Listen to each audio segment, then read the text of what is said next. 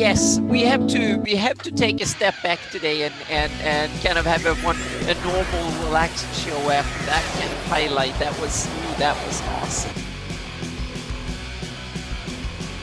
Yeah, they seemed to have fun.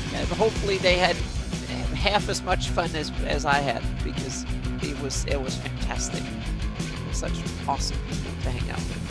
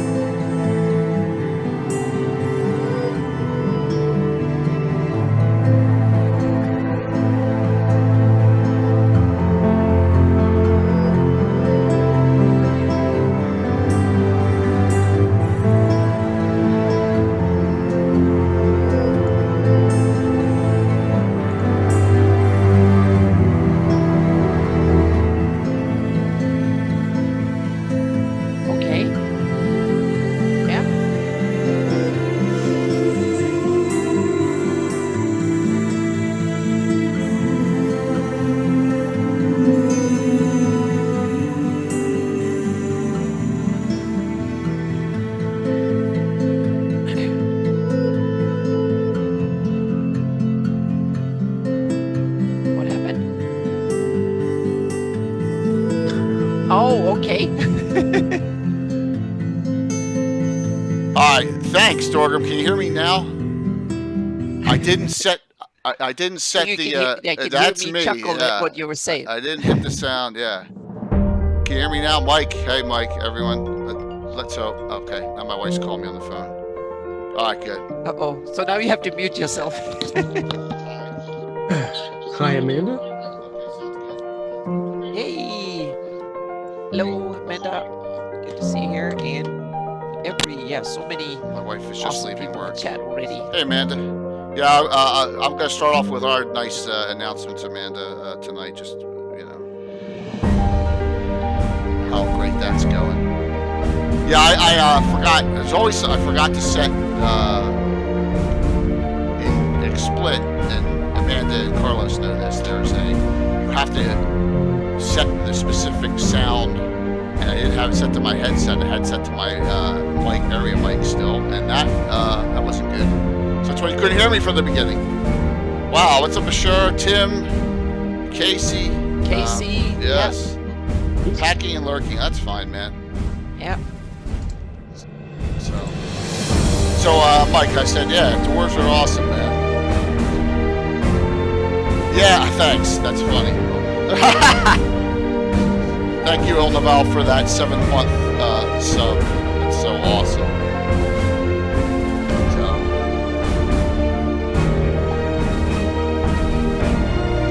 Y'all want to do me a big favor? Wait a minute. I gotta find it. Go, here, take that and go reaper.com /Morgazamba. Click on that and go into their site, and then you can just leave it. I get credit then. Yes. That's a huge thing. Oh, great. I missed my cue here. So. 10 months, Amanda. Yes. Awesome. Hey, Goats, good to see you, man. I'm on a high. I'm on like some kind of sugar. I don't use sugar, but I'm on a sugar high still. You probably all know why. So, I mean, I had like 4 posts in all the Facebook groups, and they all have over 100 likes, all just because of the module release, the adventure release. It's so awesome. plus all the pre-orders. Right, Amanda? That's what I forgot. Damn! Amanda, link your, let me check something here. I think I forgot to do a shout out for that, for the pre-order. Darn! I'll have to work on that for tomorrow. Is it there? Or just your Patreon? Amanda, if you can link the store site in there, goes right to it. I know I forgot something. See, I'm always forgetting. I can Yeah, find it. right to the. Yeah. Thanks, Mike. Then I'll just copy and paste it.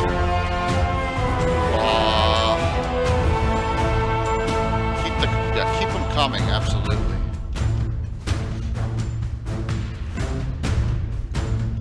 It was funny, I had someone on a post say to me, this shouldn't be that hard to place in Greyhawk now, should it? And I said, yeah, it's on Adam's map, so you don't have to worry about that.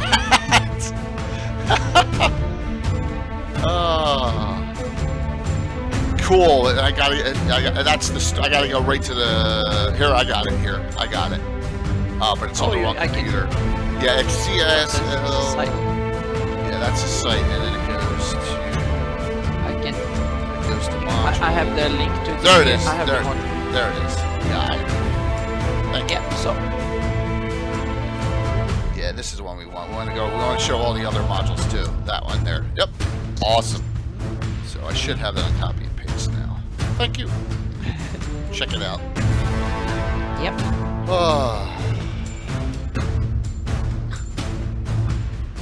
Plus, I'm trying to get a Scott. I don't know if Scott Cash, but I'm trying to get a little confusion with. I'm laughing at Carlos. Yep. Yes, I did. That's awesome. Infinite Dimensions, by the way, is the giveaway tomorrow night, everyone. So.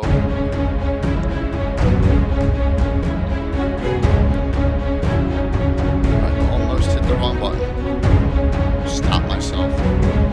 Alright, so we're going to be giving away that ancient shrine again and the Abbey blacksmith shop. We're doing 2 giveaways. That's good timing, Mike.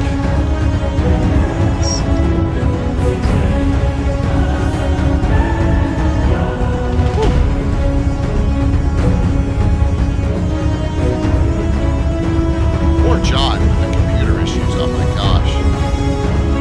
So did you hear about that? No. So Blocks, he couldn't stream last night because his machine, brand new Alienware, souped up, like it's most powerful you can get.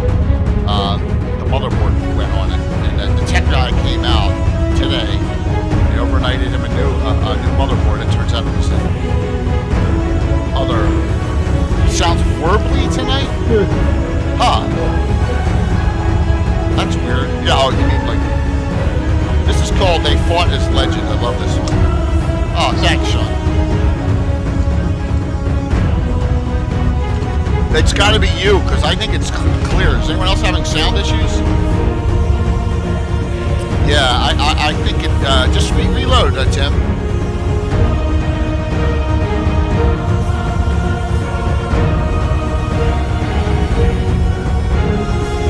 Now I got a new song, of course. I'm always trying to change up the Legend of Lore songs here for the Dwarf. Let's see about this one.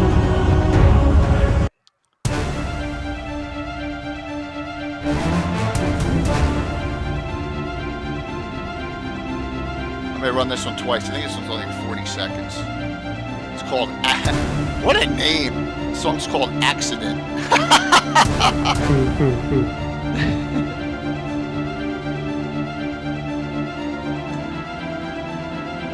Never will. Here's my homebrew for halfling wizards.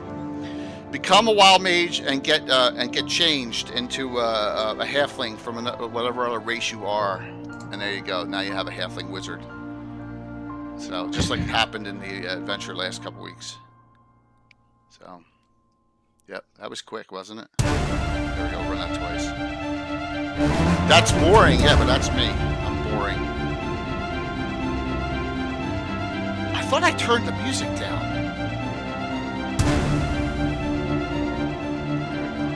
We'll be there. We'll be on in a second. We're still 2 minutes early. I usually come on 1 minute early, Opie. So thanks for coming on, too. You look like you're a new viewer. I don't know. I'm so fried right now. Oh, good. Well, Tim, it's good to see. Thank you. It was, wasn't it? It was fun. We had a lot of fun. And more to come. Yep, that was fantastic. More to come as we get everyone on here. Hey, I'm Jay Killer Kazamba. Good evening. I got with me the legendary Greyhawk Mike and the wonderful Anna Meyer with me as we're going to discuss Dwarves of Greyhawk tonight and continuing with the Demi-Human series. We talking Dwarves. Yes, I got to get some ale. Grab your ale. Good booze. Absolutely. Was that Anna? Yeah. You said demi-human series. This will get us into trouble when we see when we get to the worst ones. This is the most difficult ones. Well, I don't know if we'll see what happens. But we need to cover them. We need to cover them. We have a TBD definitely. Next week. Because we never even discussed what we're running next week for Legends of the Lore. It's like now we know what we're going to do after this. So we have we have getting way too far ahead of ourselves here. So before we start, let me say this, okay, and that is wow, thank you, everyone, for how you have all been so unbelievably receptive toward, I'm covering my own face here, toward Horror in the Hools. Yep. It's going unbelievably. A lot of pre-orders, which is fantastic. So much that Carlos said he's already got to do a second order for the module, and we haven't even gotten the first ones in yet. So I'm really excited that everyone's going to really like it. And there's, not all of my custom rules are in there because that would take 1,000 pages, but the ones pertinent to the adventure are in there with some cool spells, and it's got it's got my spin on it, and it's got Carlos's spin on it. I saw another person just put Carlos and Jay in the same module. I was like, yeah. And I'm really, really excited about the direction that is going. Yeah, second printing already. Get those first prints. So a little tidbit here is that for the fundraiser coming up in a couple weeks, one of the giveaways will be a Horror in the Hools copy signed by both of us. Probably two. Ooh. Yes. So we'll give that away, in that order of gift giveaways for St. Jude coming up in a couple weeks. So let me get caught up here because my brain has really been off just with all the things going on and Gary Kahn and all the other things we've been planning. So hey, Mapit, thanks for hopping in, man. So please, everyone, note this is the first show after we had Ed Greenwood on. So we're going to do our best, right? We have a bit of a... Yeah, exactly. We're going to see if we can fill those shoes, but it will be impossible. Yeah. I missed half of that. Oh, my gosh. Probably the good half. Oh, it was unbelievable. And that wasn't the bad half. Talk. And Eric, let's not put down. Eric and Tony were fantastic too. Oh, it was great. Yeah, Eric was. That was the. Sorry, go ahead. No, I was going to say Eric was trolling me on Discord this morning about doing my comic again. Yeah, it was the whole. Yeah, with Tony and Tony. Yeah, it was Eric and stuff. It was fantastic. I have 3 awesome guests at the same time like that. That was. All right, so I'm probably going to screw something up here. So Anna and Mike, you're going to have to talk a little bit here because I just got Amanda Rue just put something in chat. So guess what, everyone? We're going to give away a copy of Horror in the Hools tonight. All right.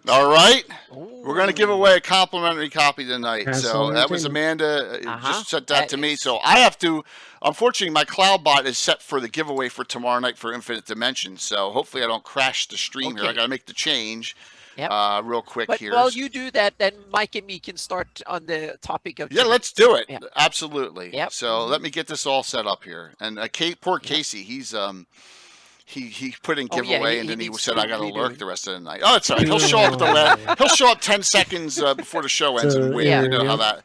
Yeah. You know how that'll be. So wow, Yeah. that is so generous. Thank you so very much. Let me get that in. What Hooler in the holes, and and, So, Mike, what's your take on dwarves in Greyhawk? Have you used them a lot in your One campaigns? Surprisingly, no. Yeah. And it's weird because now, having looked back on what sources I have available here, it should work. most of my dwarven content has really come around the city of Greyhawk and the surrounding domain, Yeah. which there's a lot written for, right?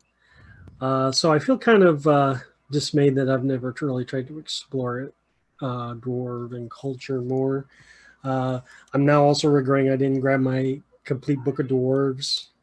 You know, last time we had elves, and I had referenced that. Didn't even grab my dwarf book this time. So, Hey, Jeremy. yeah. So more dwarves. I Although, love dwarves, and everyone knows. Everyone knows that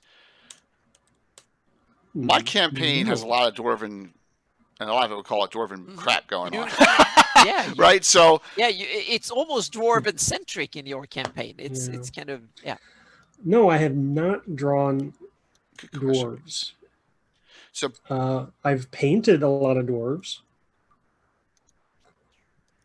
minis and stuff like that. Yeah. But I'm gonna tell I'll some talk stories. about these later. I'm gonna tell some stories on that. Ever use the Dragonlance box set, Dwarven Yeah. Kingdoms and Kryn to get inspiration for Greyhawk Kingdoms? The answer to that is, Mac, no, because Never my heard of it. campaign is based right in the Principality Ulic area. So I haven't really had a need for that. You know, if you're somewhere off in another area, like, and you want to put a dwarven, like, is there any Dwarven Kingdoms in Rotic or near the Barbarians out there? I mean, that would be a great place to put some, Yeah. right? You Gotta may be. want to use that then. Oh yeah. There are dwarves up in the Ratic area. There are. Hang on a second. I'm Right. The giveaway I'm should be getting- good, everyone. getting there. There you go. So, Yeah.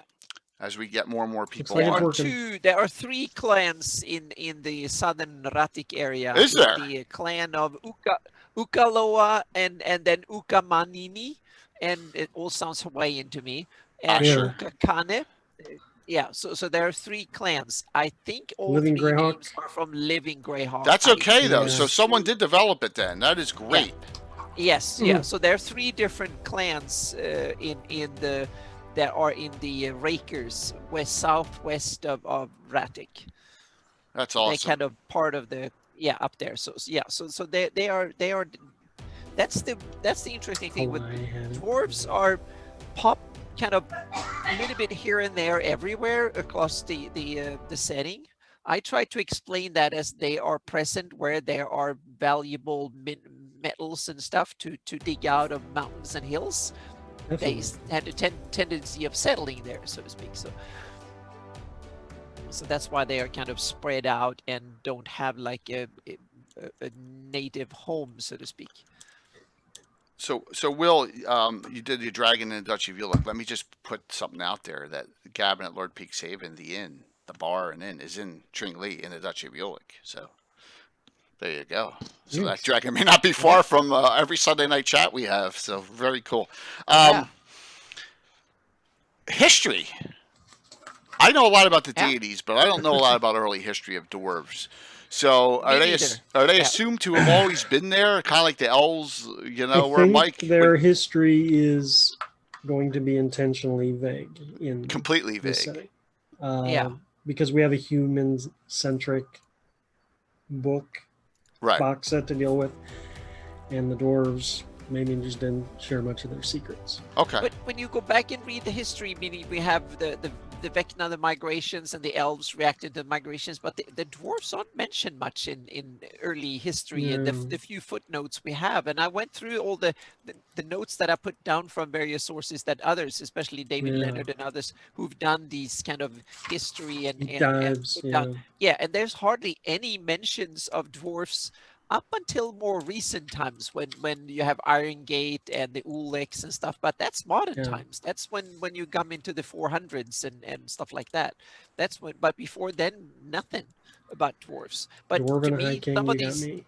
yeah, but some of these clan holds seems to have been there for a long time. They seem to be well established, so to speak, in where they are. So they don't seem to have popped up overnight. So I simply assume that the dwarfs have been there for a long time, but they are not that involved in the political affairs of the larger setting, so to speak, and that's why they go on and. But I assume that they trade because they have these valuables, and I don't think they hoard them for their own use, all of it, so to speak. They probably would trade it because it's very valuable. So I assume that they have trade and they're good neighbors economically to have, so to speak. So yeah. I know I'm getting off on a tangent here, but Please. so as I'm following the chat here, and I would not have a problem with when Virtual GreyhawkCon comes back in October, first week in October, Mac and Will, if there was a Dragonlance thing here or there in there. I wouldn't really have Forgotten Realms, no, but like if you wanted to throw a Dragonlance game in there here or there, that would be perfectly fine, really. That would be cool. Yeah. So we can even accept a Kender. Yeah. Yes. So we could do that. As long as he doesn't spill over problem. too much into Greyhawk. No problem with that. That would not be. They're not officially banned, so to speak. Yeah. No, definitely not. And we still got people coming on here. So. Yeah. All right. So we don't have much history. No, we don't have that much history, but we have a presence. And there are a couple of places that I want to point out that seems to be Dwarven run and Dwarven that they play a big role in politics. And there's especially 3 places I want to mention, and then we'll see what we can go from there. And one of them is Jay's home turf, meaning the Principality of Ulick. That's one of the areas that is run by dwarves, and it's dwarf centric, so to speak. And the next one is one that is also a kind of a key location in the setting, and that's Iron Gate. And then thirdly, we have the next door ones to Iron Gate that I want to, in my campaign, connect the two, and that's the Kingdom of the Iron Hills. They are mentioned in various published sources, but they are not listed among the realms in the glossography or the setting books, but they are mentioned in various sources of adventure. And that's and that's true. Yeah. That's a huge oversight. I'm really disappointed. I'm going to say disappointed that Gygax didn't. I mean, I guess we got Ulick, but why not make the Iron Hills a nation? Yeah, exactly. They're kind of dwarvenish, but not pure dwarf. Yeah. The same thing with something Iron on the map. It's not exactly. It's not listed. Dwarven. Meaning the elves got their Selene and their High Folk and up in Vesvi that are more pure elven realms, but the dwarves have gotten theirs, but they've been kind of sidelined. We have but the Kingdom of Iron Hills and the Ulex and Iron Gate are kind of I want to boost them up and make them more pure, elevate them into meaning I've done in my campaign, I've elevated the Principality of Ulick to the Kingdom of Ulick. So it's now a full-fledged kingdom and with the kingdom status and all that and run by dwarfs. So that's how I have it. But I think we need to. There's a couple others, and there's the link for I'm gonna be. I forgot to shout out. I gotta you need to shout it out. Yeah, every I need to shout hour, out half hour.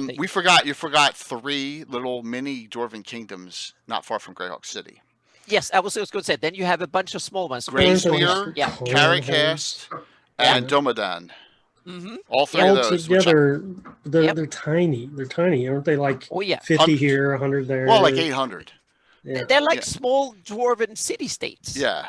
In a way. So but they play an important part in my game because a lot of dwarves in my campaign actually come from those locations to change it up. Because once again, everyone knows that. And Gary Julian put down Pluffett Smedger, put down Koran sends his regards. When the original 80s glossography comes out, everything is titled up, right? Every leader of every realm is titled up with what is missing from everyone. They're proper They're names, right? yes, So you don't know. exactly. It says Yeah, His Fae, whatever, His Majesty, da da da da da. It doesn't have yeah. their proper names. I don't know what the hell the Prince of York's name is. So I No, had to but you make have it to up in can 1980. yeah. Well, So yeah. Yeah. because I But remember it one of the comes first in. times I ever talked to Mike, he said, "Oh yeah, Olin Stan Karan is he the one that's being the jerk around?" I was like, "No," because I didn't even know who the hell he was back Yeah. then, because he didn't But exist. yeah, but a Yeah, lot of later sources like the Living Greyhawk yeah, SHS, I have to give Gary and Eric Mona and the others who did that one book because they have the names in there, and called Sergeant and others had it in the Marklands and Yeah. even the Undying and stuff also had names of the rulers, so they kind of came in right. afterwards. But Gary didn't put them in the original folio or the 83 set. But there is a bunch of Yeah. you mentioned the small dwarven Yeah. realms near Greyhawk, but Clan yeah, holes. we have a whole bunch of other ones. So we have a couple of them in the Lorth Mills that are also mentioned, not by Right? name, but they are mentioned in the Uh, early sources as the dwarven Let's start. strongholds in the Lorth Let's Mills. start there And because that's a yeah, good so we starting have point. go yeah, Hateful for it. Wars. Let's start hmm there because yeah. we know at least we have history, right? Exactly. They exactly. They're talked about in and this is recent history, meaning Yeah, we're in for the dwarves, it's recent. 500s or something. Yeah. So we It's have a the hundred years. clan Rockholm. It's over 100 years ago. Well, it just Yeah. depends on when your Yeah, but time that's frame is. recent history compared to before the Right. migrations and all that ancient history. But we have clan Rockholm and we have Gilmorak. Those are the two named ones that are in the Lort Mills. Now, Vernon Vincent, everyone knows from Verbal Bonk, said I had to Rock Hall. I had to mention them, and out of the Mhm. Cron Hills and other clans. Is that the same one? Rock Home, Rock Hall, two separate ones. That might be. That might be. Okay. Yeah. Yes, that might be. So, but Oh, those are Crown the. Hills was gnomes. I could be Yeah, but wrong. he says that there's That's a mostly gnomes. he says there's a Dwarven clan that he used that was used in Okay. Verbalonk and the Verbalonk Living Greyhawk. So I Okay. wanted to give Yeah. him Yeah. Living Greyhawk. shout That's out. the one of the things we have to realize. Living Greyhawk introduced all the races everywhere, so you could play every character in Right. every part of the setting. Some of it worked really well. Some of it, in my personal opinion, didn't work that well at all. So it's yeah. But depends on how you see it. But I Every think game. Gilmorak and Clan Rockholm are pre-Living Greyhawk. That's something that is prior Sure. to Living Greyhawk. And then there are some other ones that are old too that we might forget. And Thanks, I Will. would almost going to list it as one of these realms that was part, but I think it's older than Living Greyhawk. No, it's not, unfortunately, but near the free city of Exag, left west of Perrenland, up in the Yatil Mountains, there's two. Then first we have the Kund clan up in northern Yatils, a Living Greyhawk edition, I think. And then we have the Blackhammer Vale, the Blackhammer clan they are in the crest or the Worm's Tail Pass between Ket and Parentland. And Yeah, those never even two got are up there. I'm glad you mentioned that stuff. yeah. So those two are two stronghold of dwarves up in the Yatils, and I Yeah. think they make good sense, so to speak, to put there. And the Kund clan, they run a tunnel between Tusmit and Parentland, or Exag rather, and Tusmit, under Really? the Yatils. So they run a trade route through the mountains Never heard that there is a before. tunnel. Yeah, that was something I think was added in the Living Greyhawk. It's one of the Oh. modules up I was gonna there. say, So, yeah. isn't that a long tunnel? That's like a Yeah, That's about rotten tunnel. yeah, it's Type. about 20 miles. So that's a That's long it? yeah, tunnel. I thought yeah, it would have yeah, been oh, longer yeah, than that. yeah. Honestly, but It's about 20 miles. okay. Yeah, hang on a second. Now, I can give you exact. are those active communities? Yes, the active communities. Oh, it's a little bit longer. It's about 48 miles. Yep. That's long. That's That's really long. long. More Yep. than a hex, yeah. Yeah. It's like 4 Because hex. Yeah. I hate to go back to Lord of the Rings, but if you go straight across, the Mines of Moria probably weren't 50 miles long from end to end. With all, I'm talking about No, straight that's across. true. You Yeah, know? that's true. Yeah. But they probably were, with all the different halls and stuff. It probably was Mhm. hundreds and hundreds of miles. But straight Yeah. across, I don't think it was 50. I could be wrong. No. Yeah, so the Kund clan's home is Dunovir, is the city or Damn. town they have up in the mountains up there. Gary, And then join a giveaway tonight, Gary. Listen, Yeah. the response has been so fantastic for everyone. Yeah, please, Amanda and Carlos are offering this, and let's just go for it, man. It'd be cool to win a copy. So. And once again, they're not in yet. They're on the way from the printer, but as soon as they come in. But yeah, so please do. Yeah. So I don't know anything about those dwarven communities. Once again, yeah, so they're up. I'm limited to my little neck of the world, Yeah. and which is a good thing. So. Well, when you run sandboxy type of games, then it's good planning wise to stick into some areas where you plan it well. Yeah. But I think that the Blackhammer clan, both the Kund clan and the Blackhammer clan, are situated in very interesting places because you can add them to the campaign. The Kund clan runs when you have east-west connections and a trade route and all that, could be interesting. You can make interesting adventures for that. And the Blackhammer clan, one thing I would love to do, and I was thinking about doing it as a mini campaign of 4 or 5 adventures, to actually go from Molvar to Crestable on the or even down to Svartsenbrunn in Pearland and go across the Worm's Tail Pass as an adventure to go across that geography. That's something when I map that area, I would love to have like a mini campaign to guide some sort of caravan or something like that across the mountains. Doesn't Lost Caverns have a lot of dwarven stuff in it? The module. Oh, Soycanth? Yeah. I wouldn't be surprised.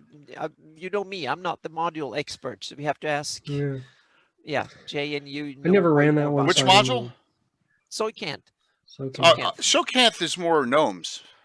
Okay. Right, Carlos. Shokanth is a much more gnomish based discussion, Gnome and Grugok, than it is. I don't recall any dwarves in it at all. Okay. Yeah.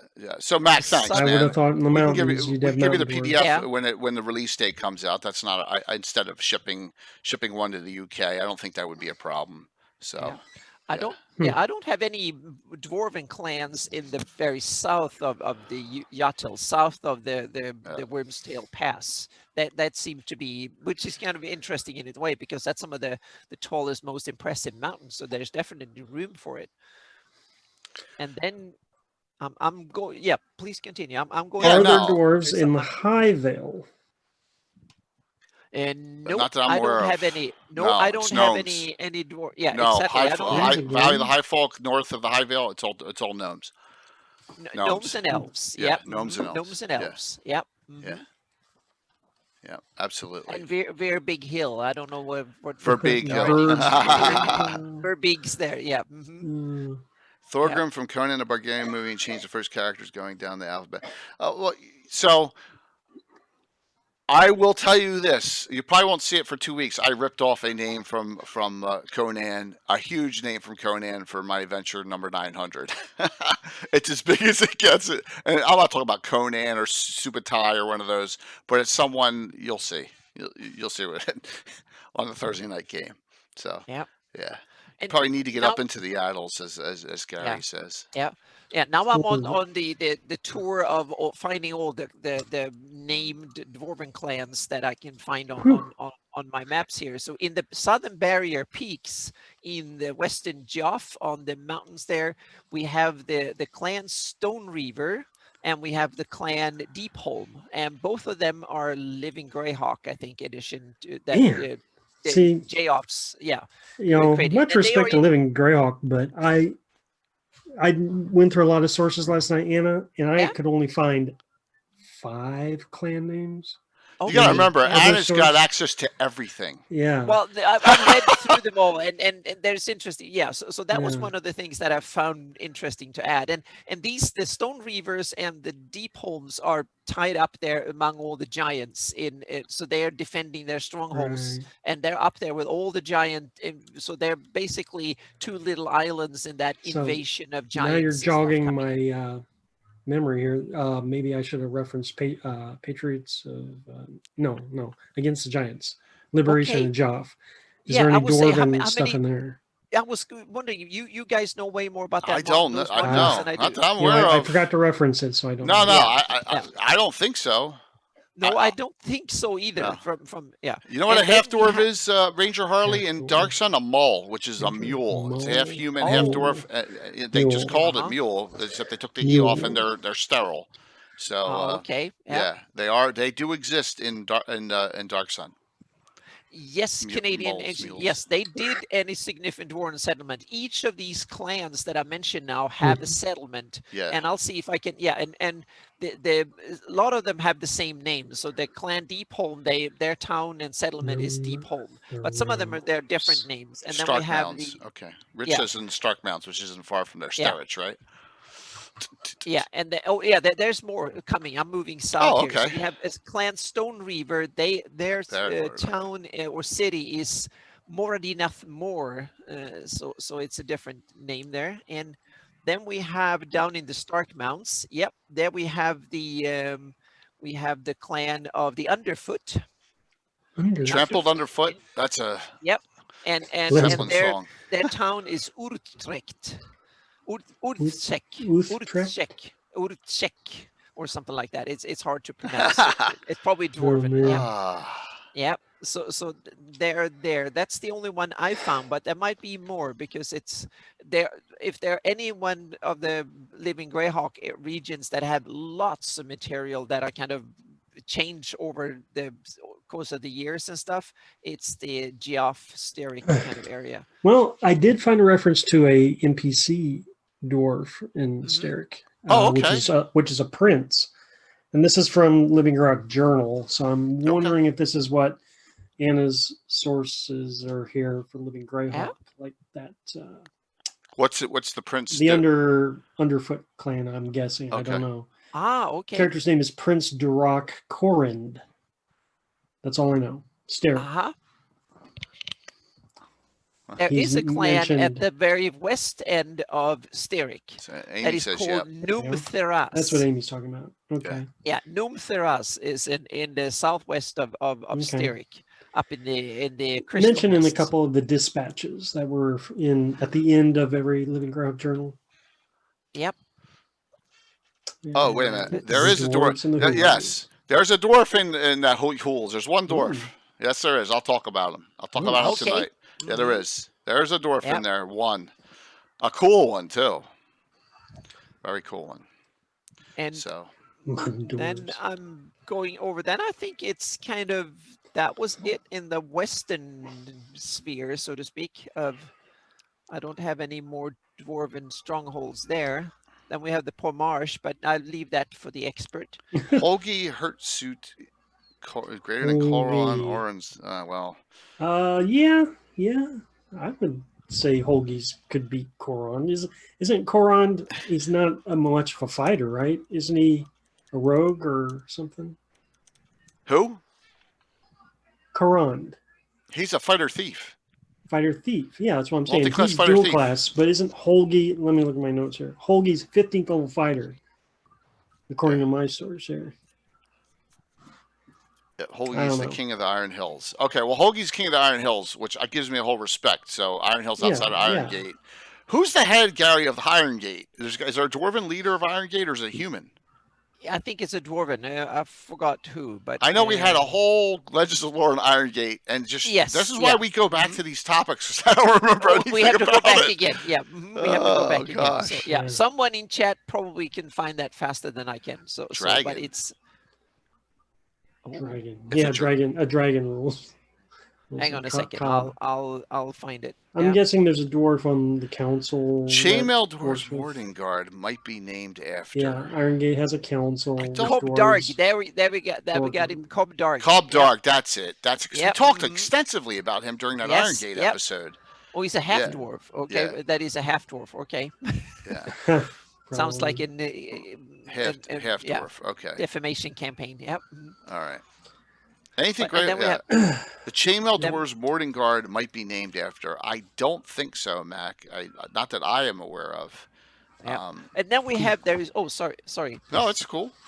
Yeah, we have The chat's going like crazy, so I'm just that's Yeah. good. I'm Yeah. chat And now we're watching moving tonight. now we're moving over to the eastern side of the map. So north of Sundi, we have the Glorioles. Yeah, we're That going is away one of from these. the areas we know. Yeah. Okay. Yeah, one of these small little mountain chains, a cute little mountain chain, fairly tall, so to speak. And there we have the Glorvardum, and that the Dvur kingdom of Glorvardum. So yeah, or Glorvardum, Forgot to or look however that you up. pronounce it. And their city is Kroonbush. Huh. Is that Living And Greyhawk? Kroonbush. No, I'm not sure. It's one of these that I think might It's very well be mentioned before, and then it was detailed in Living Greyhawk. But I think it's it was actually detailed mentioned up earlier. it was on the Wizard's website. Yes, yeah. So right it's at one the of these, outset of Living Greyhawk. yeah. So it's definitely have more sources than Living Greyhawk, but it's not old. It's newer, so to speak, in the Greyhawk, but it's more widely spoken about, so to speak. So they are also a bit like Iron Hills. They are like a pure clan home, so to speak, on the eastern side of the map. And the Iron Hills are large, right? It's really a large area, swath of area. Well, I think it's large simply because there was an empty void there was just a bunch of green hexes, so I kind of made it a little bit because the geography. Now afterwards, I realized I should have toned it down. My problem was that the Selradon is supposed to be on the slopes of the Iron Hills, and it's placed so far north, and that kind of extended the hills like 30-40 miles north. Oh, Josh. So these are the kind of things that I have to kind of take into account. So yeah, so it's kind of because the plains of Elysian Plains became so narrow due to the descriptions in the text, they kind of became nothing. So that was So there are some geographical The Iron issues Dwarves swamped the army of 1,000 banners. The hills were bathed in blood. Was the army? What was the army of 1,000 banners comprised of, Gary? I don't know. Do you need to tell? Was it undead? Was it humanoids? Was it humans from Great Kingdom? That's the Airdian armies from the South Province and it was exactly. whatnot, wanting to take over. Wait, so this is pre-Iron League, then, is what you're saying? Yeah, this is pre-Iron early. League Hang on a formation. second. Right at the I need outset. to. Yeah, Mort can I need answer to that. Get Okay, my history The back. Dwarves were instrumental in this decisive victory where Iron Gate is pretty much impregnable, and the Great Kingdom learned not to attack Iron Gate overland again. So all right, so Iron Gate's like, even though it was eventually, it's like Constantinople impregnable. I mean, it's like probably even more difficult, right? Always my mental picture is minus Tirith on the coast. Okay.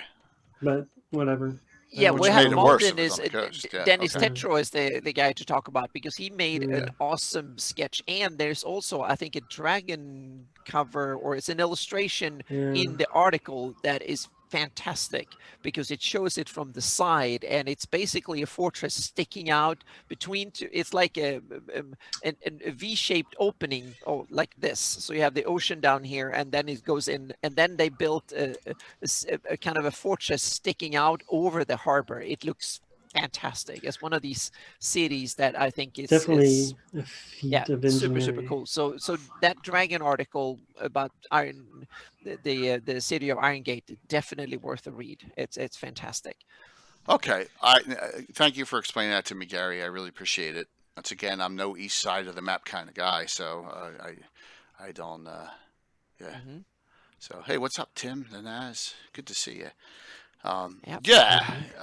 Lots of stuff. I mean, guy, there's so much freaking going on. Yeah, I'm going over the Flannies for find more. Yeah, please go.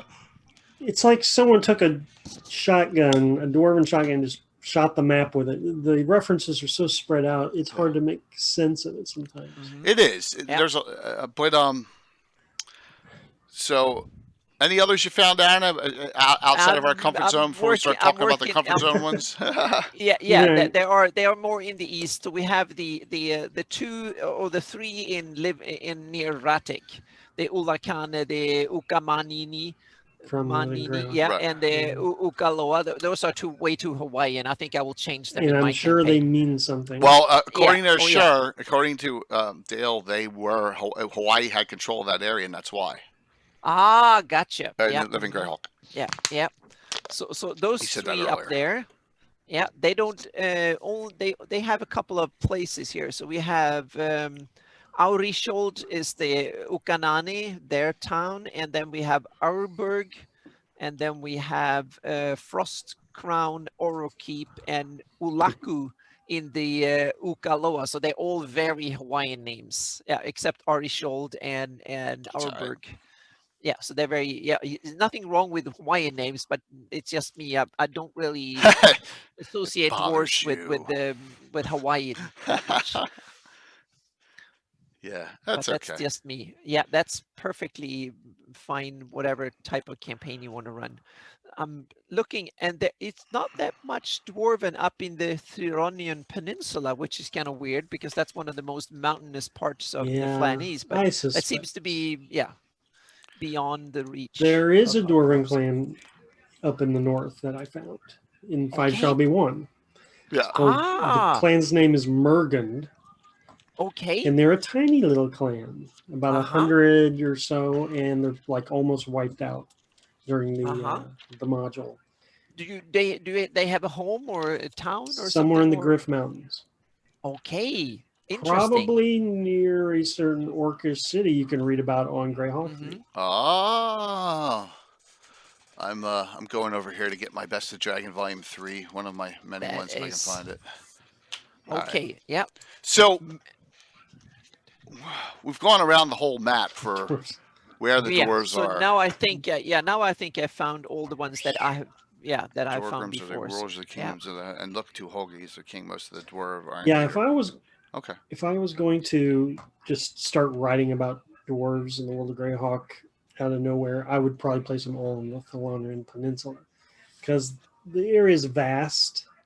The mountains, the coarse mountains, are so vast that you could just place entire dwarven kingdoms up there, and it wouldn't interfere with any published sources. So how would you have the interaction between the Sul barbarians and the dwarves? Would they get along as brothers, big and smaller brothers, and or how would that work out, you think? I think it would work out as well as having the Iron Hills next to the evil Great Kingdom, you know. Yeah. There would be some trade, they leave each other alone. Yeah, that will probably be way more kindred spirits between the dwarves and the Sul barbarians. And then, they got like giants, they could fight together. Yeah, I think there may be some cooperation because they're really not fighting for the same land areas, you know. Yeah. That I see, right? Yeah. You know, it's one thing. All the barbarians of that northeast are all great seaworthy, correct? Yeah. Oh yeah. They raid in do the summer raids down the coast, so they definitely have it would their be sea skills. Quite easy to say that's where the barbarians get all their weapons from. You know that the Sul barbarians are not weaponsmiths. They're carrying dwarven weapons. Ah, that makes perfect sense. It would be easy. Yeah, and the other thing I've noticed is that there are no dwarven settlements in the Baklunish West. Well, I mean, I think that may just just an oversight, right? I mean, because it's like I don't know. I always thought the Baklunish West was just an afterthought. It's and to be honest, that's the Baklunish East, but it's the west of the Flannese. But in the Baklunish world, it's the eastern part. The western part is beyond what we normally consider the Flannese. The west keeps going west. We need a T-shirt that says "I can caravan." There's stuff. There's dwarves in stuff being worked on, Jason. Trust me. There's stuff being worked on in the background. Thank you, Pubic Dad. Yes, there is. All right. So we've been all over the place. Yeah, now we've been all over the place. Let's go back to where there's great information, and let's start with Dragon 58, right? Dragon 58, Best of the Dragon Volume 3. You get Roger Moore, the first of the. This is before the Elven article. The Dwarven point of view comes out. Yes, this is Dragon 58, which got great cover art on it, and I could tell you a story about that cover art one day. Unfortunately, it may upset Walt, so I won't tell it tonight about that cover art. So, Roger Moore's first article came out. This was, if I recall, the first dragon I think I ever bought when I was a kid on my own. Before, and then I had to go back. 58. That is 58. like Yeah. 80 It's or something like 82. that. It's 82. 82. Okay, yeah. Yeah, because Tim's dad had a lot of dragons. Here it is. It's up Yeah. now. That one, that picture right there. So I think That's a Clyde 14 or Caldwell, I 15 in think. that. I'm Yeah. pretty sure. So That is, you got the Dwarven deities are expanded, right? And you got just Moradin at this point. And I think there was a great job done with the Dwarven deities, all Greyhawk based. You know, Clangeddin is Silverbeard's fantastic. One of the most, probably is the most popular deity for dwarves to worship in my campaign. I also have the specialty priest written up of Clangeddin. I've had it since day one. Very, very good. Then you have Baranar, which is the mother of safety and truth. Vergadane, that get a thief in there, the god of wealth and luck. I have pictures of all of them scrolling, by the way. And then you have an evil one, which was kind of surprising for the time, but was, when you think about it, makes total sense. You have Abathor, the god of greed. yeah. It's neutral evil. And the greed one makes perfect sense too. Yeah. And you have Dumathian, keeper of secrets under the mountain, who's true neutral, right? So you had the gamut. So it was very well done. And then there was a cool monster in this whole thing, which everyone forgets about, which is one of my favorites, undeads. In this article, and that is, and I think I have a picture of it, but I'll show everyone now. And that is and he's a singer, the Rapper, right? There you go, the Rapper, the undead. So the Rapper is an I've never undead heard dwarf. of him. Really? Oh, Anna. That's like the dwarven version of Banshee, then, or something. It's kind of. So I'll read it real quick. A Rapper is the undead form of an evil dwarven thief or assassin who died in an attempt to steal something. These beings typically inhabit old mines and caverns where they attempt to lure victims into their doom. Yes. So basically, it's a greedy dwarf who failed and maybe got stuck in a trap or whatever. It is a dwarven banshee. Yeah, kind of. Yeah, banshee. Yeah, but they're not anywhere near as powerful as banshees. But yeah, the Rapper is a great. They're turned as whites. Cool. Carry on. Awesome. Yeah. So they're in Best of Dragon Volume 3 or Dragon 58. So by the way, this one will be going out to someone. What are we at? 3683. When we get to 4,000, every 1,000 I give out a Best of the Dragon. I've done it for the first 3,000. So, yep. On the other clans, a minor clan. 7 great clans got dispersed during the Sundering following the twin cataclysms. So I did not know that, Gary, that there were 7 great clans of the dwarves. Why 7? Oh. I got a bad feeling on that. Weren't there 7 dwarven rings of power? Okay. In Lord of the Rings. Yes. Oh no. Yeah, that's where that came from. Because there's 9 human, 7 dwarven, and 3 elven. Ba-dang! Yeah. There are also 7 dwarves and Snow White. But there is one issue I think we need to talk about before we delve too deep into it, and that is the types of dwarves. I mean, you have the mountain dwarves and the hill dwarves. Yes. And the dwarves that's a good one. Whatever. So and to me. Yeah, but it's interesting. To me, it seems like the distinction between hill dwarves and mountain dwarves seems to be the human way of classifying them according to where they live. Or are there different types of dwarves? How would you? Yeah, what's your? Well, that's a good point, and I'll tell you this: in my campaign, they don't like each other. Yeah. Especially the hill dwarves. So there is a distinction between hill dwarves run the Principality of Ulick. They're all hill dwarves. Mountain dwarves are in the Lord Mills. And a couple of the player characters in my campaign, like Schlemmen, Meal, and the others, are mountain dwarves and they don't get along. I don't know if it's probably the difference between a high elf and gray elf. I was going to say or elf.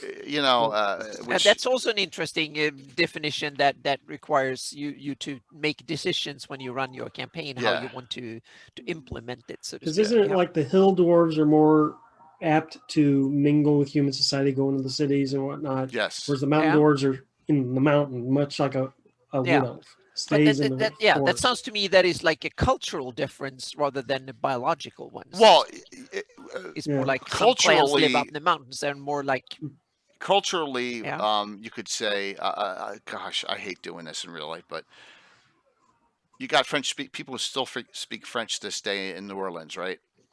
You know what I mean? Americans, and they Oh speak yeah. French. Yeah. So, I mean, that Uh-huh. could be something that Yeah. goes back hundreds of years. So maybe it's just because where Mhm. they were brought up Yeah. I and mean that's a stuff. Yeah, cultural difference, right. not a different not Right, a but I biological don't know. difference, so to speak. It's We've never differentiated that there's a racial difference at all between a hill dwarf and a mountain dwarf. There's no stat yeah. differences, nothing. So convenient. I'm Hmm. getting a cheat. Yeah. Okay, So perfect. Then my yeah, guess is then that yeah. it is a thought process, location, way they live Hmm. difference. What do you think on Yeah. that, Mike? Yeah. Yeah. There is whatever edition you're playing. There True. is statistical differences, but those are slowly getting glossed Between over. But hill and mountain there dwarfs, you go. Yeah. I thought they were both the same negatives and positives. No. I don't know because I don't Yeah. Oh, you don't play them that play much. Right, dwarves. got it. Every time I play a dwarf, I die. Except in Carlos's last game. I lived in Carlos's game. Oh, that's great. Yeah. When For he some age is reason, I more play important. dwarves. Yeah, so mountain dwarves live longer than hill dwarves. That's one thing in the Dungeon Master's Huh. Guide. Dorgan brings up a good point. That is Hmm. true. So I always saw Principality Ulic dwarves as hill dwarves. You want to know why? Because on that map, there's hills running through the bottom of the Principality Ulic near Haven Hill and Gryrax and Yeah. all, and then the mountains are up in the Lort Mills for the most part. And that's the only reason why I said these are hill dwarves. Okay. So Yeah.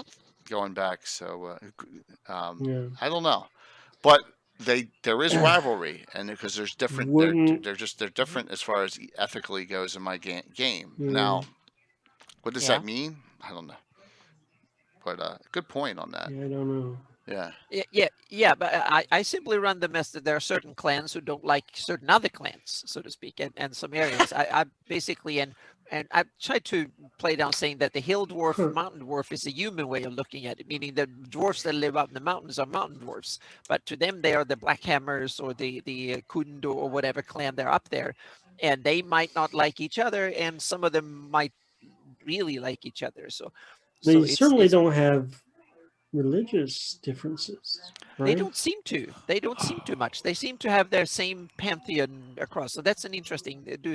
Jay, do you have Well, like different clans have yes. different, or Well, do they have the same this is going to be me religion? This is Yeah. me sticking my who Uh-oh. knows spin on it when I was 13 years old back in 1980. But I always See that it goes back to the Uh-huh. Fultus.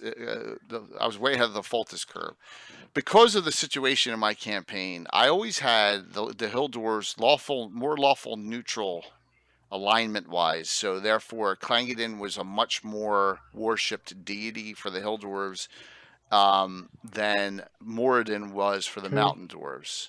And that was seen to be the two, and that seemed to be where the rivalry was. Now, whether You're that setting the mountain dwarves to be more morally superior. yes, 'Cause- I did, yeah. and maybe that's because the Hill Dwarves were mingling with humans more. Yeah. I don't know the reasoning behind Yeah, it, but just yeah, it worked out that yeah. way. Mountain Dwarves do live longer, Jason, Yeah. absolutely. And you would think maybe Okay, it's the other yeah. way around because they're That's living a because they're tougher closer existence. to the earth where they were Yeah, it might be. born. Yeah. Mhm. But But just then we have the interesting with. Oh, sorry, go on. no, go for it, absolutely. No, I was going to say, then we have the interesting of alignments, and that's dwarfs are usually described to be lawful good in most that standard alignment in a lot of sources. But the interesting thing is when individual dwarfs are portrayed in books and films They're and not. adventures, whatnot, they seems to be more chaotic in nature than anybody, so to speak. They are drinkers and yell out things and seems to be very jolly and chaotic in nature. And elves, who are supposed to be chaotic, seems to be these calm, kind of contemplative creatures that kind of think of things. And so it's kind of interesting to see that. Yeah, it's a tough one because once again, there's not How a do you lot play? of data Yeah. out there. Hill Dwarves have compromised work ethic from hanging No. around humans. And see, Tim agrees with me. I think that's where I was going Oh. with the whole deal on there. But Yeah. who knows? I just had it that when the Hateful Wars came, and the dwarves and elves and Valuna are all allied to push out. And let me link this real quick here. We have Yeah, they great. have a common enemy, so it makes perfect sense for them to Yeah, band Tommy John together Kelly's and stories are deal with them. wonderful, but he really Yeah. plays up the hatred between the really visceral rivalry that comes up between the dwarves and the elves during the Hateful Wars. It gets really bad Mm-hmm. because it looks like the elves are taking the beating of the most really Yeah. bad deaths, and big name characters are dying off, or that the dwarves seem to have it. This is just my thought on it. The dwarves seem to be getting everything they want. They're pushing them out. They're getting their ancestral areas of the Lort Mills cleared out, and it just seems to be there's bad blood there. I took that and I said, well, the Prince of Ulick, and that then they lose the whole Pomarge area because there's human nobles there, weak ones, and the dwarves, it's under the Principality of Ulick, but they'll be fine out All there. them resources going. All that gone, Yeah. and then that Yeah. turns the prince into a bitter. He's I read all this just from the class he is in the AD glossography. Fighter thief. If you're a fighter thief, you got to have That's where I get all this from. Yeah. He knows what's valuable. Thieves aren't allowed to be good alignment. Remember, back in 1980, you're not allowed to have good thieves. That's this true. did not come up until Arthur Canis says, neutral goods allowed, right? In 1983. 1980, if you're a thief, you cannot be good alignment. Right. So this is my whole thought process is, well, this guy's got to be neutral of some sort, lawful neutral, back then. And so why? And I tried to piece all that together. So when the Order of Ulick comes and all the heroes come and start putting keeps up and get basically annexing his own lands on the border even to protect it, he's like, who are these interlopers, right? And that's how the whole enmity starts up. Whether it makes sense or not, I don't know, but it does in our campaign. Yeah. So. Yeah. I have one other caveat when it comes to dwarves that I'm always curious. What do they eat, so to speak? Meaning a lot of them, they live up in the mountain, sometimes even literally inside the mountain. And they drink beer and they eat meat and all that stuff. Where do they get all this stuff? Do they sell off fancy metals and stuff like that and then buy the beer or the ingredients and then make beer? Or do they actually go out and have agriculture in the valley below, or how would that work? It's a good question. I'm saying a lot of it's from trade, and that's why mining is so important. Yeah, I have it too, but if you have them as trade based, that means that they would not be so insular, because if you survive on trade, even especially if you need to trade for food and essential items, that means that you will usually become very pragmatic and open-minded, because you need to buy food from others and then sell precious metals and resources and stuff, meaning maintaining good relations. And that makes sense. If you have lawful good, makes sense that way. Yeah. Don't take this as an insult. This is meant to be kind of a joke. No. You and Tim see the same view on things a lot of times. Normal common sense does not apply.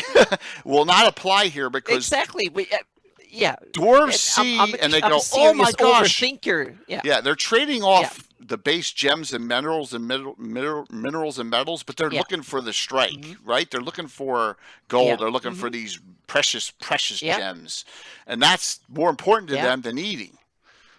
That's the way I see it. That's true. So they make trade. That's a great point. Yeah. Yeah. So. But you realize both me and Tim, and especially me, I'm a serious overthinker of this. Everyone who watches the show needs to know that I'm thinking way more about this than it's healthy, and I should, so to speak, because I imagine they have a lot of mushroom underground agriculture. Bill brings up a point that they probably get milk and stuff from goats. There's probably a lot of mountain goats and things like that that they can get. As far as fermenting, they need wheat, because they drink a lot of it's beer and ale, so they need wheat products. Exactly. They're not drinking meat; they're drinking beer and ale. So where do they get that from? Human trade.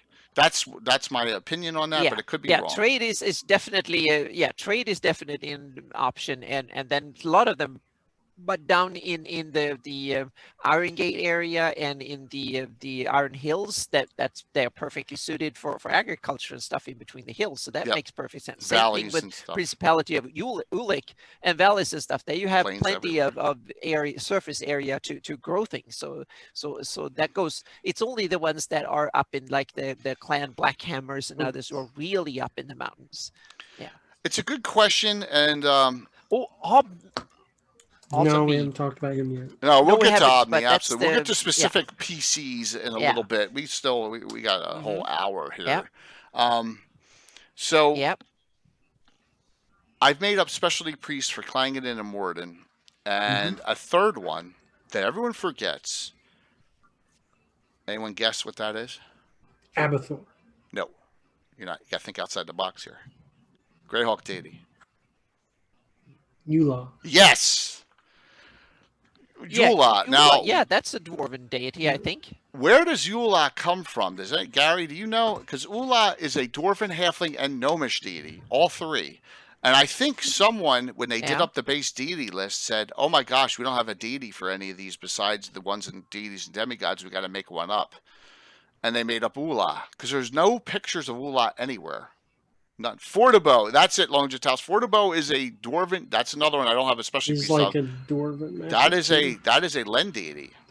So Len is Excuse me. taking care of the dwarves in Lendor and Sulwys with Fortabo.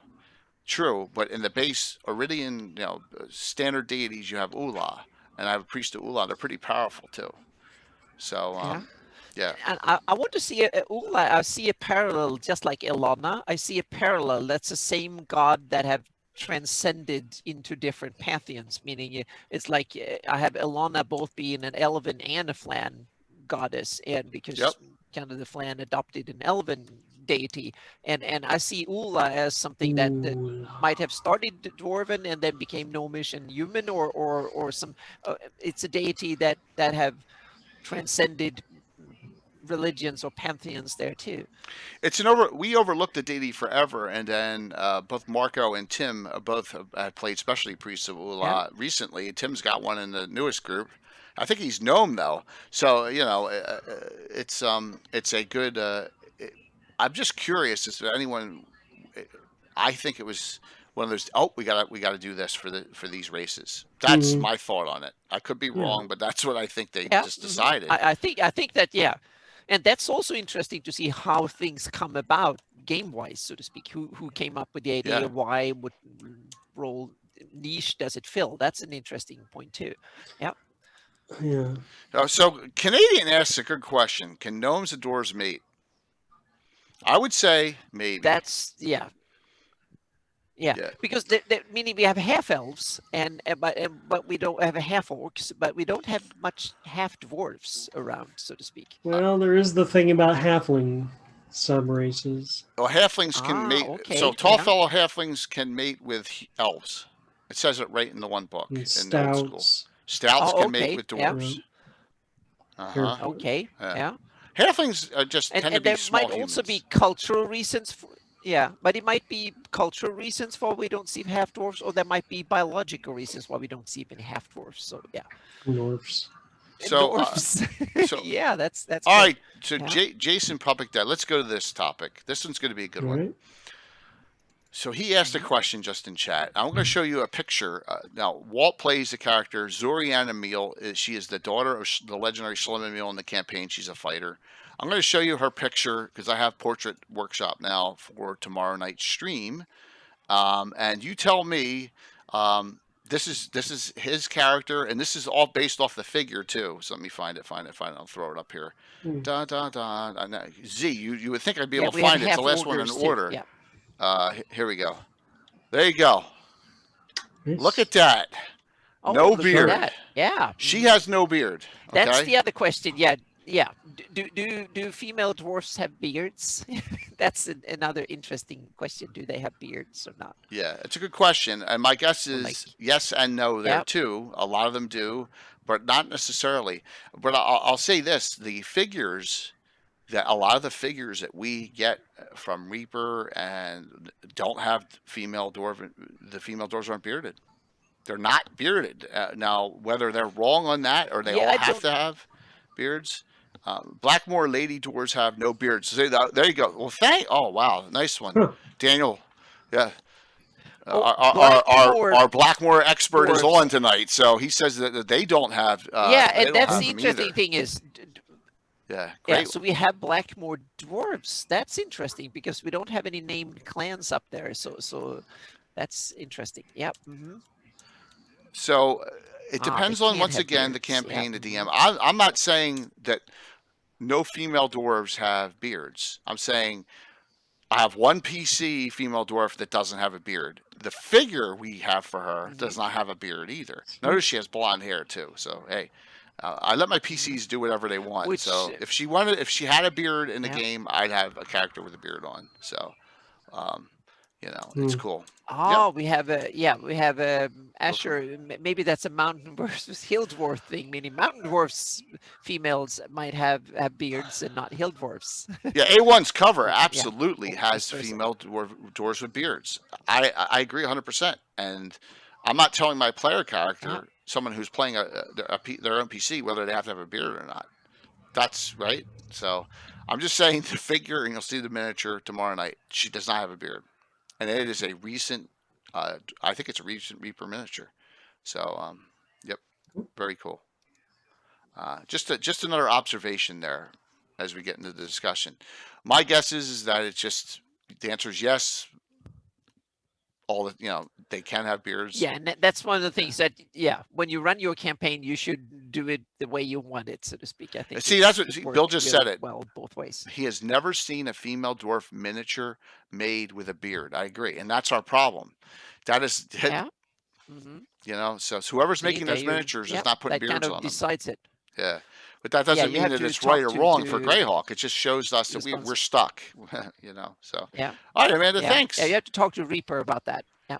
Yeah, we absolutely. I should bring that up to them in a meeting. So, yeah, definitely. It's a good question. Later, Amanda. Yep. Amanda, thank you. I will let you know who the winner is for this Horror in the Holes giveaway. First one given away. Plus, and I said this earlier, at least 2 copies during Underdark Uprising upcoming given away. Both of them will be signed by Carlos and me to up the value a little bit for the giveaways during the fundraiser. So, depending on where you pick, you may be able to get those. Great question. I lost my train of thought. Yep.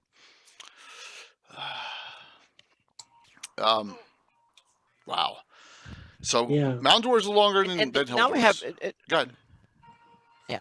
And we have areas not covered by dwarfs, so to speak, and we have the whole south, meaning we don't have any tropical dwarfs, do we? Down in the Hepmona land, in the jungles, or any of that. They seem to be a fairly temperate, cold race, so to speak. So cold. Yeah, meaning we don't have any. Yeah, we don't have any down in the. I didn't find any in the. Yeah. In the well, because there's not many mountain ranges. South. So right. Well, there are lots of mountains down south too, but they're not. Hepmona land. They are don't there seem mountains? To be mountain occupied ranges? by dwarfs. Okay.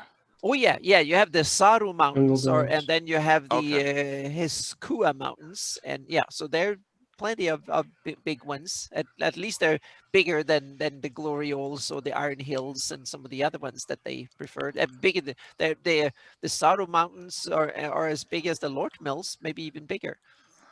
Huh. So Nagoya Joe says Scott Agnew, the one who's doing that Greyhawk reboot, he will have a thing called Jungle Dwarves. Yeah, he's gonna have. Okay, that's interesting. Races. Tons of dwarves in the Raker's Griffs and in the Glory Holes, calling Gary too. Okay. I think dwarf beards filter out harmful things in the air before they are inhaled. Interesting theory, anyway. Well, I mean, that was a lot of concepts about having a beard when mining. Yeah. So especially if you want to get the black lung. That's why you want to have. That's why you have all the hairs in the nostril area. So mountains in the jungles are very remote. And now I have to ask you guys that there are dwarves on Lindor Isle, But I wonder, are there any clans or any? Are there just the random dwarf living there? What's the take on Lindor I'm Isles? sure there are NPCs in the modules, Yeah, but other than that, I don't know. yeah. Meaning there are no organized dwarven homes, as far as I know. Yeah. On Lendor, are there any No, I don't think pre-generated so. But dwarves Bye, in Carlos. L1 or L2 in the pre-gens? I don't. oh, It's I'm something I sure don't there are remember. dwarfs in the. In the pre-gens, I was in L1 or Yeah. L2 in the character Hang on a pre-gens. Usually second. the I'll need pre-gens, to. I need to get a look. I have the modules here, so I can Do look. all dwarves belong to clans? The answer to that is I'd say no, because I think maybe that's another difference between hill and mountain dwarves. I don't think hill dwarves all have clans, but I think mountain dwarves it may. Yeah. It's so And then we all have the over the obmies place. of the world. There's a dwarf Yeah, we have the assassin in L1. obmies Thank you, of the. Patrick. There's a Okay. yeah. You created some frost dwarves in the Korisks. They probably did come by Ooh, boat. I mean, Frost Dwarf. yeah, in the Korisks. Very cool. That's neat. So you have a bunch of dwarven communities around, and let me see if I did this right. Hopefully, these maps will show up. Let me hit the right button here. Oh, you know what? I can't scan through these. Oh my gosh, I hate this new scroller. I can't screw. I can't screw. I can't even get through all of them here. Oh All no. right. Yeah, I can't scroll automatically through them anymore with the way this thing's set up. So, it's automatic. Yeah, I can't go down like I used to. So, you have Caracast and you have Right. Emerald. Dumadan and you have oh my God, Graysmere. You have three of them. Now, one of them is in the Greyhawk box set. I believe that is Dumadan is that one first. And watch, I'm probably wrong. So Blackthorn. I could have sworn it was City of Greyhawk box yeah. set? Free City Greyhawk box set is the first appearance of I got Cairn Hills. Yeah, the L2 has a dwarven fighter. Yeah, as according one to a of the Canadian, there's a pre-gens. Dwarven assassin in L1, which is cool. Okay, cool. You know, Yep. so And then we'll see High what. Road encampment. Now I'm not gonna be able to find. You know, Graysmere. It's Graysmere. The brooding Dwarven stronghold makes the point where the Cairn Hills briefly become mountains at their junction with the Aber Owls. So, I'm looking for the totals of that. Graysmere's autonomous, I believe. Yep. And they have a hammer for their heraldry. It says there are I can't several remember how passages much. to distant reaches of the Underdark within there. Also, that the community is only 400 large, so 400 dwarves large. There's several huge meeting halls. In a pinch, Graysmere could put a company of 200 dirty warriors into the fields. That's half its population.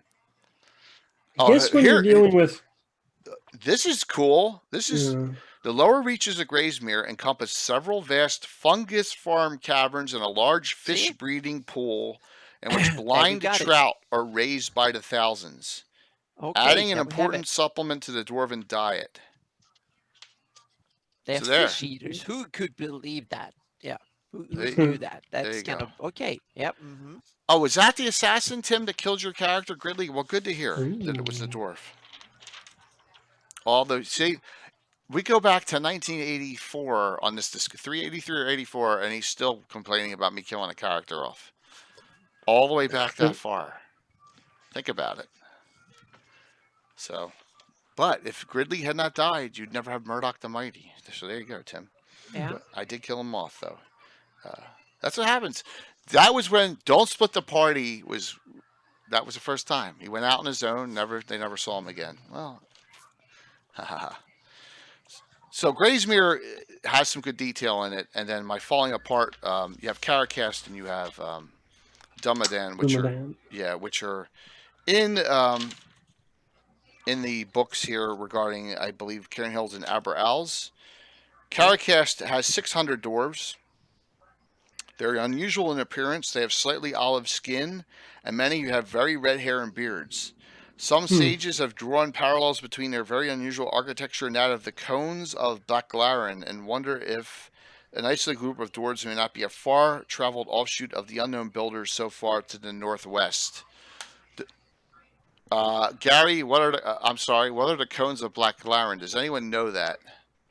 Forgot to reference that, so I don't remember. It's definitely a mysterious place. Okay. Yeah, that I don't know. Me neither. That is a mysterious place. Okay. All right. I'm looking here to see if they have any more. Aracast dwarves are like really strong. They're strikingly polite, in great contrast to those of Graysmere. They're incredibly formal, always addressing others by full name, title, and rank, even their best friends. Listen to this. All the dwarves here are lawful neutral alignment and are proud worshippers of Clangeddin. So there you go. Right there is a stating of, and they work with the Mountaineer Militia. So they don't have to be good to work with Greyhawk. So they mean business. Yep, absolutely. So that's one. And Their then symbols, two crossed axes. Yep. Let me find the third one. There's Graysmere. Nagoya, I think this is from the Ashes, or This the is from the Sagar box so set? the first one, Graysmere, is from the Free City Greyhawk box set. Yeah. Caracast and Dumadan are from the Ashes. Yep. Yeah. Yep. Here's Dumadan. This one's the largest of the three. It has 800 mountain dwarves. It's a mine complex. See, now Walt has developed this in my Narwhal campaign. Dumadan is ruled by the Seer, a blind, gray-haired dwarf reputed to be nearly 400 years old. So 400. He has a fighter / maester, which is our special sage type or character class we allow, which I'll go over one day. I'll do an episode on it. It's not in Holes because we don't have any classes of it in there. But so he has a Dumadan dwarf that has come on behalf of the Seer out to Narwhal to adventure.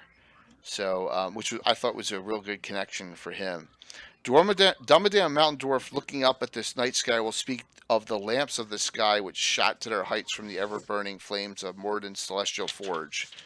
So they are, they sound like they're much more lawful good than the Caracast dwarves, who are lawful neutral. So here's on trade. Dumadan has always traded its surplus produce to Ernst in exchange for food, cloth, and simple staples. Some Dumadans are hill shepherds, but generally food production does not sustain the community. Okay, so that's good to know. 400-year-old mountain dwarf? Yeah. Yeah, what's the age max in there? 375? That's the end of old age. Yeah. 401 is venerable. What's up there, Wiley? Yeah, I thought it was right on the edge. Yeah. Right on the freaking edge. So, but they're all pretty well written up in here, and I use all three of them. Dumadan I like is because they have the bardic flair to them. Yes. Yeah. Absolutely. Mm-hmm. The Blacklarren were a pre-devastation clan of dwarves who settled near the Soul and the Soul Halls. Okay, Gary, that's cool. Because I was wondering where that reference came from. Because you read thing 100 times, you go right over something you don't know, understand. That's the first time I was like, oh, what is this? In all the years, and you can see how beat up these books are. They get beat up badly because I use them so much. But the cones were two extinct volcanoes. Okay. I don't know. Interesting. So it's kind of cool to have dwarf PCs and NPCs come from those locations because you got at least you have some background. Prince Perry, you don't have much of a description of the dwarves, right? You just don't. I had to make it all up.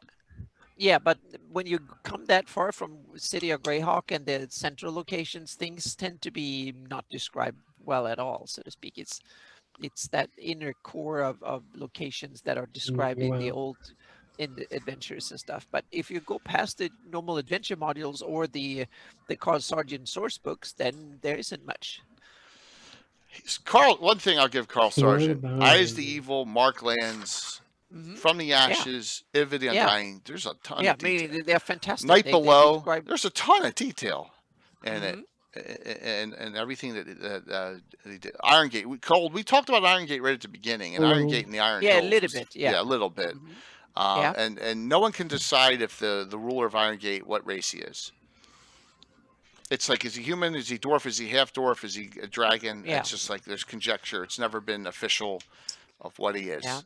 So Well, if we fast forward the campaign 100 years and he's still around, then that'll be a good clue. Oh, yeah. That's a good point. Cobdog. Yep. Yep.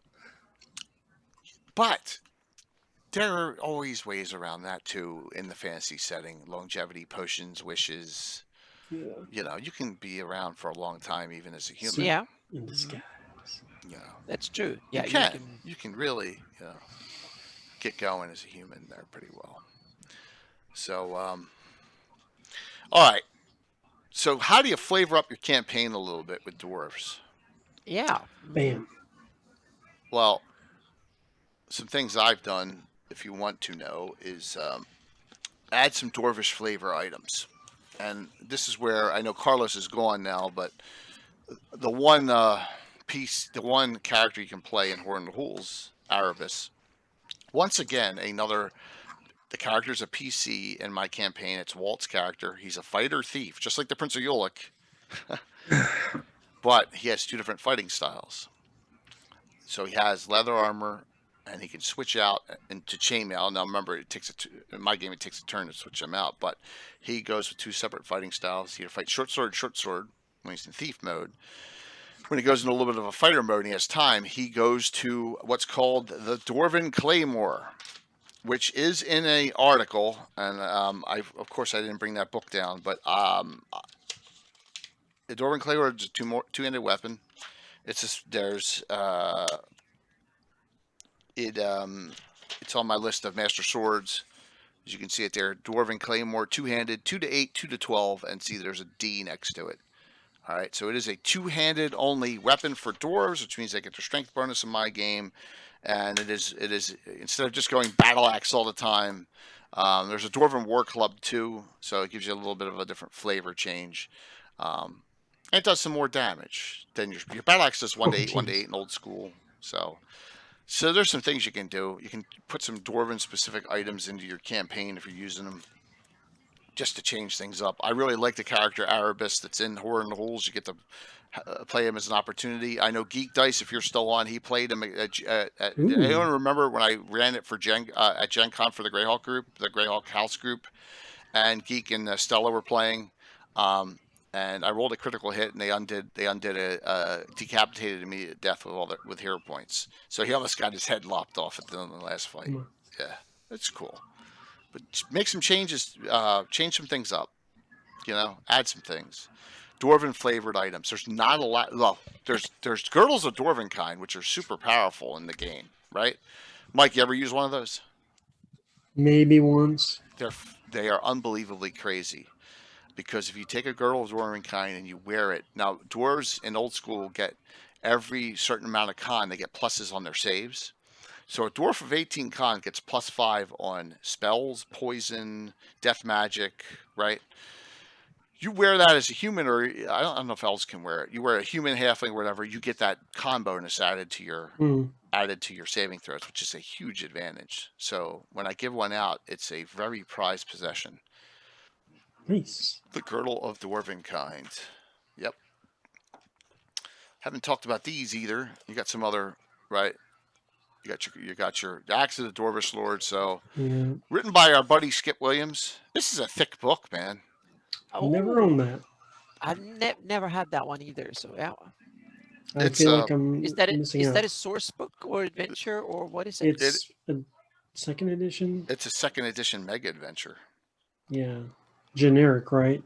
Generic, but yeah, it can be. If you go, let me see here. If it says where in Greyhawk. Preparing for play, DM's notes. I don't think this one does say where it can be placed. This one was generic. It's a shame that during this era that a lot of stuff was generically placed. I'm looking. I don't think it was. I don't think it was like how they say that. They used to say that in some of these. Oh, this is where you can put it in your Yeah. Forgotten Realms. This is where you can put it. It's I don't see it. default. It's default. Unfortunately. Yeah, So. Bobcat. Dwarven throwers I've handed out more than Girdles What of a great Thorn. item. What a great item. And so, Dwarven Throwers can only be used by dwarves with special ability, and they return. Yeah. If I recall, they do double dice when you throw them too. Correct, Mike? Double damage dice when you throw them too. Yeah, Dwarven Throwers are fantastic. Yeah. Yeah, it's a great item. Definitely. Pulling will work as well, but it's clumsy using crowded tunnels. Yep. And every 3.5 points of con, Bobcat. Yeah, 18 is the magic number to get to that +5. So this is a book I've never really used that much, but there's a lot of cool things in it on dwarves, and that's the complete book of dwarves. These are the Yeah, and it's got some great artwork in it. Yeah. Great artwork. But in my opinion, these are some of the best things that were done for second edition. Oh my gosh, absolutely. This book. Yeah, if I was going to run a Dwarven campaign, that's the book I'm going to grab. Let me see here what it says on page 30 between mountain dwarves and hill dwarves. Hill dwarves, the most common dwarf hill dwarves are found in the AD&D campaign worlds. Mountain dwarves are also fairly common. So it doesn't tell what the differences are though. And it has deep dwarves, which are Duragar, Sunder dwarves, oh gosh, it's all over the place. Gully dwarves. Oh my.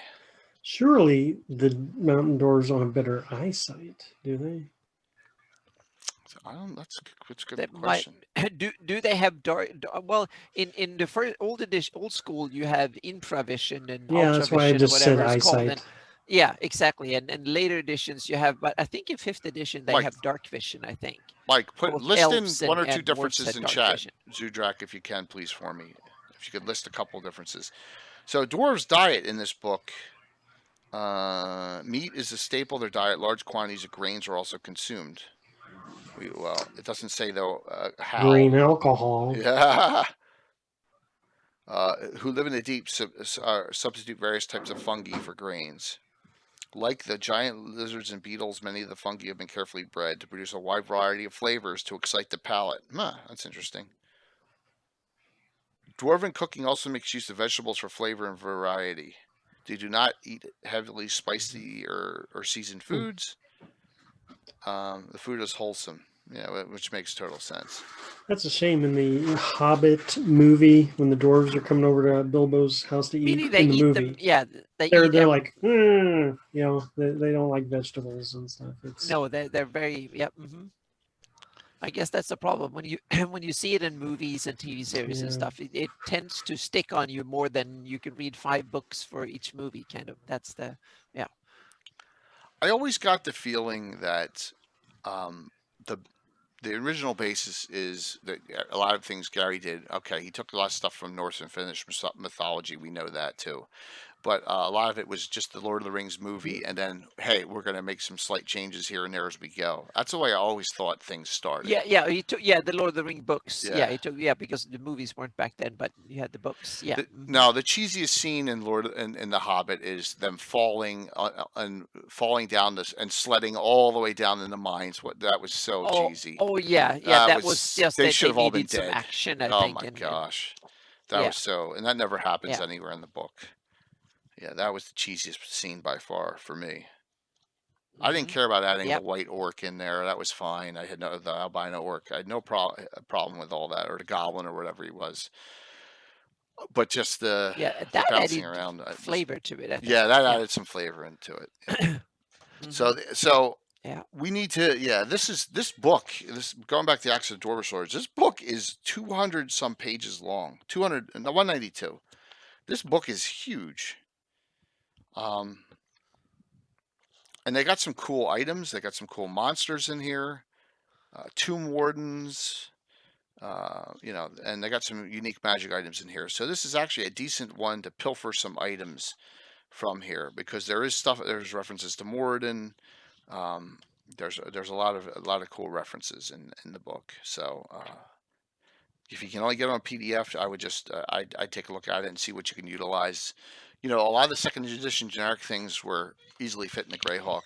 Typically, all right. So Mike found some stuff in OD&D. Thank you so much, Mike. That is different between hill and mountain dwarves. Typically, deep tan to light brown, ruddy cheeks. Their hair is brown. Their favorite earth tones. Only 4 feet or tall. They weigh no less than 150 pounds. They live for more than 350 years on the average. Hill. That's hill. Okay. All right. A midget who disguises himself as a dwarf. So no true dwarf assassin. All right. Well, that's kind of funny too. They put that in there because dwarves, assassins can disguise. So check page 188. Screw you, Skip. Oh no. Oh Gary, what am I going to find in here? Uh-oh. You gonna make my head explode? Please don't. 188. There it is. Oh, so Appendix, the Axe World to World, Planescape, Mystara, Alkadine, Red, Steel are in here, but other settings. If your favorite setting isn't listed, use the material here as a guideline. Ha ha ha. So the Forgotten Realms. Oh, there it is. It's 187. It's on the other page. So here's Greyhawk. Are you ready? Within the Flatness, the area near the city of Havenhill. It's right in Principality Yolik. Uh-oh. Will do nicely for the city of Ordeep. In the post-war Flatness, Havenhill Ordeep will be an armed camp watching for invasion of the Pomars. No, it won't. Order of Yolik's there. And the Goblin army in Chapter 3 will come from the Pomars. Radrunar is located far north in Yolik, somewhere in the Why is it far north of Yolik? Somewhere in the Yatel Mountains, northwest of Exag. The Dwarves of the Flatness have little interest in reclaiming Radrunar. Okay. So he did put it in here. Members of the Circle of Eight tend to support the dwarves' claim. Interesting. So it is in here. Very cool that you found that, Gary. Thank you. The Clean Wheel Dwarves, Hill and Mountain Dwarves have different min-max on some stats, and their base languages are slightly different. But why? That's the question. So are the base languages based on the enemies? Or do some have gnomish and some have halfling? You know? That's what I'm asking. I guess that the language will be, some of them will be who they kind of their neighbors, meaning they live in an area where there are gnome neighbors. They will probably speak gnome or common, and if there's common. But then you also have the enemy's language, meaning are there orcs in the area? Their main enemy, they will probably speak orc. At least that's something that I think in a lot of editions of the game you had. The elves spoke orc or goblin or something, and I think the dwarves did too. Interesting. These creatures are similar to their cousins. Yeah. So in the complete book of dwarves, it also says mountain dwarves claim they are the first dwarves, and all other dwarves are descended from them. So there you go. Don't know on stats, but mountain dwarves live a little longer, and they say they are the descendant. Everything else is descended from them. If you're asking what book okay, cool, thank you. So, dwarves are, I guess there is some original ADM monster manual. Thank you, Michael, for that as well. Really appreciate the information you were all sending to us, because there's a slight difference then. There is a slight difference between hill dwarves and mountain dwarves.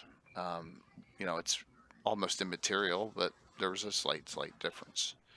Culturally, there's a little bit larger difference than there was in physical. So, that's cool, man. You do a Dwarven runes language based on our form of alphabet. I think it was just made up the Dwarven runish alphabet, correct? I think a lot of sources I've seen, they use the Furthank, meaning the old Norse runic alphabet. They see, but I also seen a lot of other dwarven runes but they seem to be kind of Nordic in look, but some of them are kind of pure fantasy runes. But yeah, Furthank, yeah. Well, is that what it is in all of the? Yes. Okay. I think it's it's one of the Nordic. There are several different Nordic rune alphabets, and I don't Okay. really know what they're called in English, but I think that's one of them in English. But Here's a I fun might be wrong on fact. that one.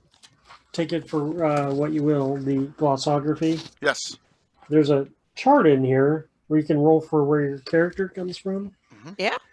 And so there's a human chart, and then there's a chart for elves, dwarves, gnomes, halflings, half-orcs. The chart for the demi-humans is a little more extensive than the human one. It includes several forests for where your elf might originate. There are no hills or mountains on this list. Your dwarves are coming from countries. Okay. Actually, you actually have a 3% chance. No, I'm wrong. A 4% chance your dwarf comes from the Welkwood. Huh. Figure that one out. So, so Coma just asked, did you talk about Yeah, that's great. That's interesting, and that's where I wanted to tie this in. So that seems like it wasn't thought out too well.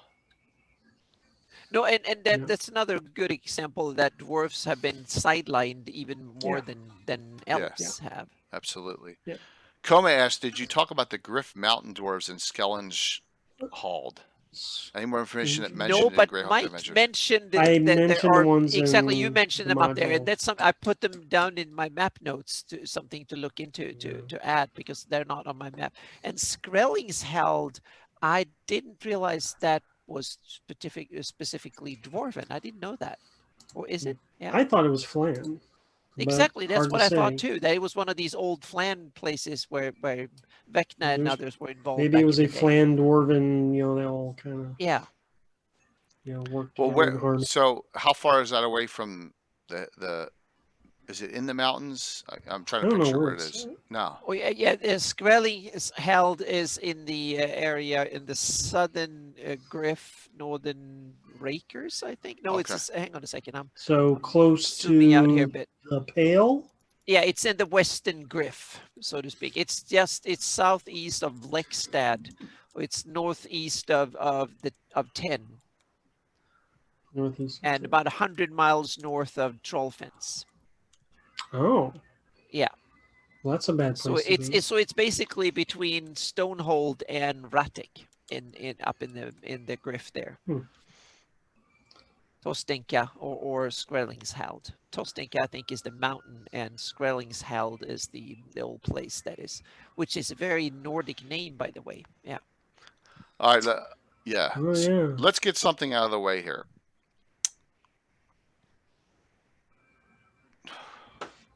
Dwarf wizards.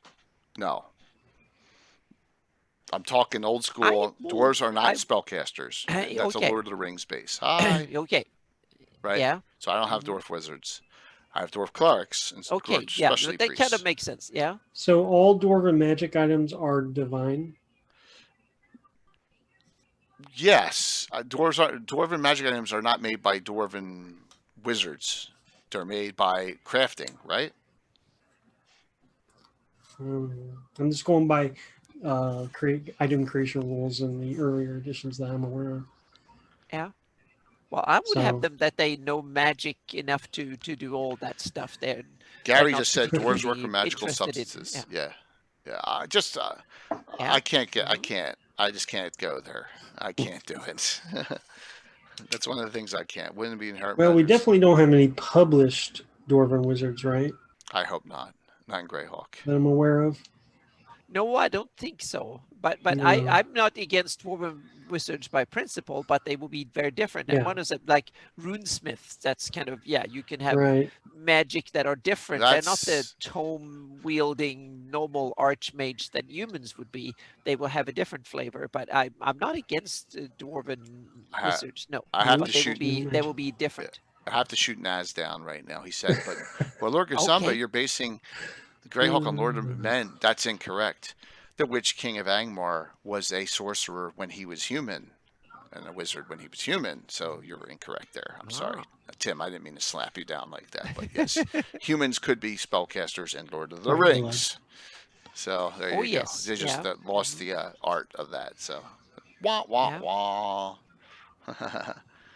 Yes. What's that? Reaper Miniatures sponsored. They do because they are. You got to remember that I'm just talking from my perspective in the old school realm. You had certain classes you could be. You're not. You can't. I've expanded on them. I've added them to be bandits in my game. I'm sorry, brigands now in the Hools thing. You'll understand that we didn't want to take anything that was published in a Dragon magazine. I didn't say sorcerer. Witch King of Angmar was a wizard, was a spellcaster, was a Gandalf with powers. Yes, I know you're pulling it. Um, I have them actually that they are able to be sea based, so that's a huge, Corsair types, fighters, and I made up my own dwarven. I made up my own shield thing class that actually the other Bill did it, and we used it in the game too. And Yeah. we have thieves, we have dwarven What about assassins. paladins? No, no, they have the Oh, shield thing. I think that will make a Shield thing. It's its okay. own There class. you The go. Dwarven Defender. That's what it is. Yeah. Yeah, they have their own Yeah. class. Yeah.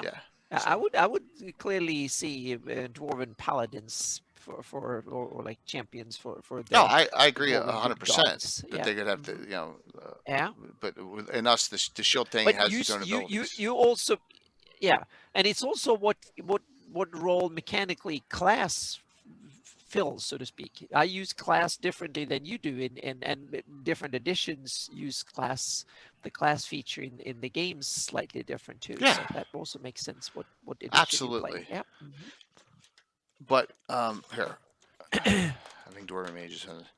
That is there is no reason. Yeah. I will. Yeah. Like I said, I'm not going to go. I'm not going to go there on things. I will say this. All right, especially priests of Ula in my game get mage spells in their priest lists. So there you go. So See? dwarves There can you do go. that, but they're not. They're divinely gotten, right? So, but there are the equivalent, earth elementalist spells in their list. Yeah. Yep. Dwarves, bounty hunters. Oh, Gary, Gary, you make me smile so much. That was awesome. Another class that we talked about on Gabbin with Eric Boyd, the Crusader. Dwarves can be Crusaders too, which is a cool, almost a paladin type. So that's another one that can be. And the special class I have is the Shield Thane, which is can be a very powerful class. And Walt plays a lot of dwarves. He may be playing Shield Thane on Saturday night, Anna, because last time we had the same group together, he played his Shield Thane character, and he may be playing him again this Saturday. Yep. When a dwarf works on a magical commission like a sword, he partners with a human enchanter. Well, there you go. Good point, Gary. Anyone bringing Gunzerker like Salvatore from? You mean a battle rager? Is that what you're talking about? The battle rager? Yeah. The answer is They become dwarven barbarians. Is that's that what they are. Well, a feature in anyone's campaign? Borderlands video game. I know that Battle Rager exists in Forgotten Realms, and they dress up in this armor, and the armor's got spikes everywhere, which is going to be really hard to walk around. They just run straight in. You're going to be walking around like the kid from the Christmas Story with his arms sticking out because you don't want to damage yourself. It's the Battle Rager I found kind of silly, but well, I say that if R.A. Salvatore ever comes on the show. Well, if you say video games can be silly in some instances where books and normal RPG rules are probably more serious, but it depends. Some games are more serious than others. So yeah. Yeah, and it's like in movies, you magic tend to look silly if you need to tone it down a bit. Otherwise, it tends to look silly. I think Willow magic is a that works well in. Okay. Yeah. Oh, we're talking about Willow now from the movie. He wasn't a dwarf. Oh yeah. Oh yeah, that's old. Yeah. Oh my gosh. And they were going to do a sequel to that till Val Kilmer got sick and lost his voice and all. So, Salvatore is a dwarf in a tribute to D&D called Bunkers and Badasses. All dwarves look like the short guy in the video game. That's funny. I love Bill and Measure Crawford loved Willow so much that he made a character that looks just like Joanne Wally from it. So named her Sorsha, just like the character. So hey, Megan. I approve. But, yeah. Exactly. Yeah, but Good to see you, Megan. I can see a clan of dwarven barbarians. I could kind of see there's one chaotic clan that don't dress up in armor and wear big axes and go nuts. I can see some dwarves being chaotic and want to go that route. I can envision that. Can you in Greyhawk though? Yeah, I can. Mm. I can see chaotic dwarfs that wants to, because dwarfs look at like Tolkien movies or whatever. They're dwarfs that go crazy and all think about beer and stuff like that. So I can definitely see dwarfs going the Penguin's barbarian route. right. Troll Slayers and Warhammer Fantasy Yeah, is see, there you go. Yeah, hilarious. yeah. Yeah, yeah. And the And barbarian troll slayer, dwarven troll slayer, that would make kind of They they actually have upgrade those to in Demon Blood Bowl Slayer. too. They have the Troll Oh, yeah. Slayer see. position Yeah. in Blood They don't Bowl. wear armor. They just Yeah. run in there. Yeah, Yeah, it's pretty I can chaotic. definitely see that like an interesting character concept. That's so funny. Yep. I've been in pickle. Duergar are seriously underused as villains. Yes, they are. Duergar Thank and Duro goodness. both are seriously goodness. underused as villains. Duergar are tough. I'm going to tell you something you may not know that really, really I undid from this book. All right. If you go to Dwarf in here, I bet you half of you who are old schoolers do not know this. We go to Dwarf. Which book are you looking in? Unearthed Arcana. Okay. Grey Dwarves, which are Duergar, right? Yeah. Can be player characters. Yep. Yep. Both in first edition and in I don't know the second, probably Yeah. read third, definitely. And when we found out and read into this that they are completely immune to all illusions, that See? just threw a wrench into things. Yeah. Yeah. Yeah. And I was like, that's it. No more Grey Dwarves. It makes no sense in my campaign. I allow Drow, which I have a reason for that, but the Grey Dwarves, I don't even want to go there.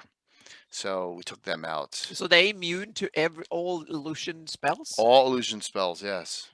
Damn. Yeah, it's really crazy. That's a powerful to be immune against the whole school of magic. But isn't that because they use Grey that kind of Dwarves magic? are unaffected by illusion spells and immune to all paralyzation attacks. They're not smart enough to be carried away. They're And so down to non-natural earth that poisons.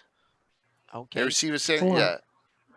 So that's another tricky one. What is a natural poison and an unnatural poison? Well, by That's naturally occurring animals, I think is the yeah. No, they have no relation to mind flare. Mind flayers, I don't think, unless they mind flayers capture them and use them as slaves or whatever. Yeah, I didn't think so. What made them so tough in the encounter? I was talking about campaign I'm in. Nothing special about them necessarily. My fellow players were just not very smart and didn't have good tactics. So I don't feel bad. Mike calls his players not very smart. When I say to mine, they can't remember what they had for lunch. So I don't feel bad now saying that sometimes. So yeah, I was like, no, we're not. Your players are immune to illusions too. Yes. I wonder if Duergar are immune to poisons because of interaction with the Dark Elves. Very possibly, but it says not all non-natural. But then I would have them immune to certain poisons. I think it's too wide to say that something is immune against all types of poison. They're not immune to like snake venom. It says non-natural, so they're not immune to. Gotcha. They're not immune to that, but they're immune to poisons that are created by assassins, right? Okay. Yeah. So concoctions. Okay. Yeah. They receive a saving throw versus natural poison, just as dwarves do. I don't know. Yeah. You forgot to have lunch today, Patrick? Oh, yeah. Sometimes it just happens, man. You go, oh my God, I never ate. We were too busy. Wow. All right. So I guess we can say that dwarves in Greyhawk there's some good data, but you got to know where to find it. Yeah. It's not upfront. It's kind of a little bit on the As a sidelines. But sweeping generalization, though, on NPC dwarves in the published works, a lot of them are um, transplants. Like a lot of the dwarves in the city, they say, "Oh, they're from Dumadan. Oh, they're from Caracat. Right, So that's they're true. from oh, that's true. Yeah. Principality Ulick." So, yeah, I guess they're just all over the place. And then you have the famous ones like Omni, who is also transplant. Where's Where's He comes Omni from originally? Does anyone I know? don't know. I don't know. I don't think that was ever described where he came from. Just that he was a dwarf working for IUs. So Gary says, "Do not do a Legends of Lore Gnomes and Halflings. We have to kill ourselves." Trust me, we won't. Okay, we got plenty of other topics to discuss. I got one I need to throw out real quick. In the module Greyhawk Ruins, the War Tower. Oh, it's all dwarves. Owned by dwarves. That's true, and you have to actually bribe them to get in. They tax all the gold that comes out of it. Yeah, that is true. And all those dwarves are clerics of Ulaw. I just looked that up last night and was intrigued. If we go to player NPCs, the head of the tax collectors of Greyhawk, Gloretti Buchanan, is a dwarf, and he's lawful evil. A racket. He is evilly aligned. Yeah. So there you go. So okay, so the War Tower dwarves take looks like I got look at my notes here. They take 1/3 of your gold. Okay, so then you come back to the city, and then Glodretti takes more of your gold. It's a racket. Well, of course. Yeah. So I have Gloretti Buchanan worshiping, I think, Zilchis in my game. Yeah. They can't. Yeah, but taxation. We were talking about this, and Greyhawk Online had a discussion about the free carry permits. And I said, well, you can't free carry in Greyhawk at all, but you can get a license for one weapon, and it's like 100 gold, because they're just trying to suck you dry as adventurers, however they can. Glory be, yes. Do you miss Michael Baton there, Tim? Because if you do, that's sorry. I'm not going to bring. He'll be back one day, but probably not in the first 6 months of 2021. Are werewolves common in Greyhawk going on? Wow. I don't know, Blood. Are werewolves, that's out of the blue. Are werewolves common in Greyhawk? That's an interesting lycanthropy is in the original Dungeon Master's Guide, and rules now for we have it. we have a topic. We have a topic. Yep. Games Workshop has a very cool release on Dwarven Minis, Rangers, Moria Guard. So we found one thing. So when we used the miniatures that were Lord of the Rings miniatures, the elves were way out of scale because they're so large. The dwarves kind of fit nicely back in the 80s when you were able to get them. They were actually the nicest out of all of them. So the Prince of Ulick, his Horkard the Magnificent, his champion, and all, they're all those miniatures from what was that, Mithril? Were they Mithrils back then? Whatever they were. Yeah, they were. Yeah, Mithril were one company. Yeah, I think very common. Were creatures living secret showing some kick-ass Were-Rat minis in the Cannon Fire Discord. I love Were-Rats. I mean, Were-Rats is huge. Werewolves are common in the north. Have used wilderness encounter tables. Cool. 2 moons twice the werefolk. Well, that's a good point. The phases of the moon in the Dungeon Master's Guide are 1 moon phase, so they're not thinking Greyhawk in that book. That's a real good point. So, yep, Tolkien elves are 7 feet tall. Some of them, Michael, and then dwarves. What are they? Dwarves 4 feet. Elven males at most 5, and then half elves, half orcs, 5'6". Humans 6 feet. You know. And that seems the way where it goes old school wise. Tolkien elves don't bake cookies either. That's funny. I gotta find that. Gary, I gotta find that article on the Keebler elves in Dragon Magazine. It's freaking hysterical. Keeblers. Yep, they were called Keeblers in the. They were evil. The elves of the Keebler elf. So, what do you want to sum up here on dwarves, everyone? I don't know. What do you think? One of the, I think it's a worthy, iconic race for a reason. I think they could be awesome NPCs, and they add a wonderful flavor to it. And if you comb the material and go through all the tomes, there are some interesting stuff about dwarves, but it's only the very basic, so to speak. So it's something you have to build your, if you make it into your games, you have to build on what's there, so to speak. There are very little to meaning there are no real dwarven locations that are kind of detailed, no dwarven cities, no stuff like that. So you have to make that material yourself, so to speak, if you want to have it. So there is definitely something for people who want to create Greyhawk stuff. I think that will be awesome to detail one of these clans and kind of their settlements and their speciality things. You can even add more spells. You can add all sorts of interesting things that are dwarven. So there is there's a market niche for someone who wants to dig into to add to it. So I think it's, yeah, dwarfs deserve more content created for dwarfs in Greyhawk, definitely. Yeah, I think, did we do a demi-human deity, Gavin? I mean, Legends and Lore. I don't think No, we I did. don't think we have. We No, need I to don't think we do. talked about religion, and we talked a little bit about Yeah, we the other need to gods, do but a demi-human deity, mhm. Legends and Lore Yep, down the that's a road, and good really idea. go into Yep. depth. Because Yep. when you talk about, we need to, when you talk about, you got to throw the deities in and all, but you really, it's 2 hours is not enough time to really dig into that. Yeah, Yep. so Mhm. we I was really do. avoiding those altogether. Yeah. Yeah. Yep. So Mhm. that's something for a topic down the road.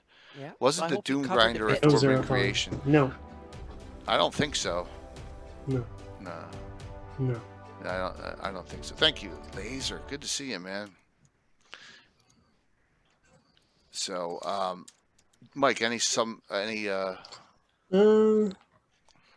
just got a couple other interesting tidbits throughout. One really good source for a dwarven centric campaign would be in Greyhawk Adventures.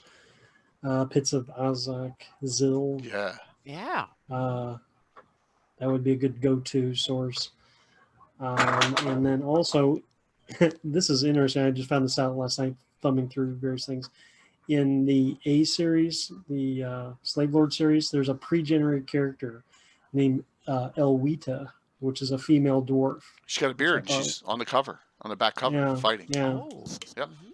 never knew that. Yep. It's right on the back cover of A1.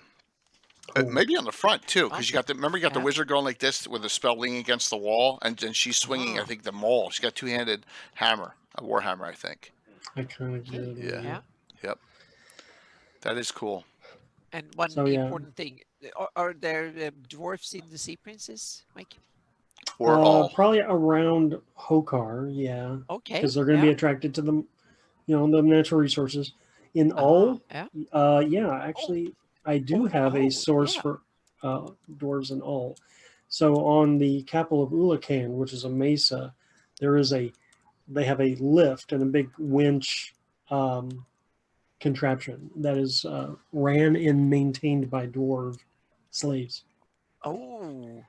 And Okay, when those cool. dwarves get old and die off, they fear that the winch will not be operable anymore. So they gotta So they need to go out and other find younger dwarves. dwarfs to. Yes. Yes.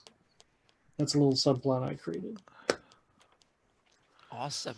Well, Yep. thanks, Patrick. We tried tonight. And it's we tried. It's tough. It's really. This is the I don't hardest want. episode. Yeah, I don't want to overdo it on my own campaign stuff because this is a Legends and Lore. You know what I mean? So, well, most of my data that I had, except for, is is my own campaign doing. Once you go out of the Greyhawk domain, Yeah. my knowledge is just very vague. Yeah. But note that there are not that many NPCs listed with dwarves in comparison to elves and humans. Of course not. I bet you there's probably more halflings. Not gnomes, but probably more halflings.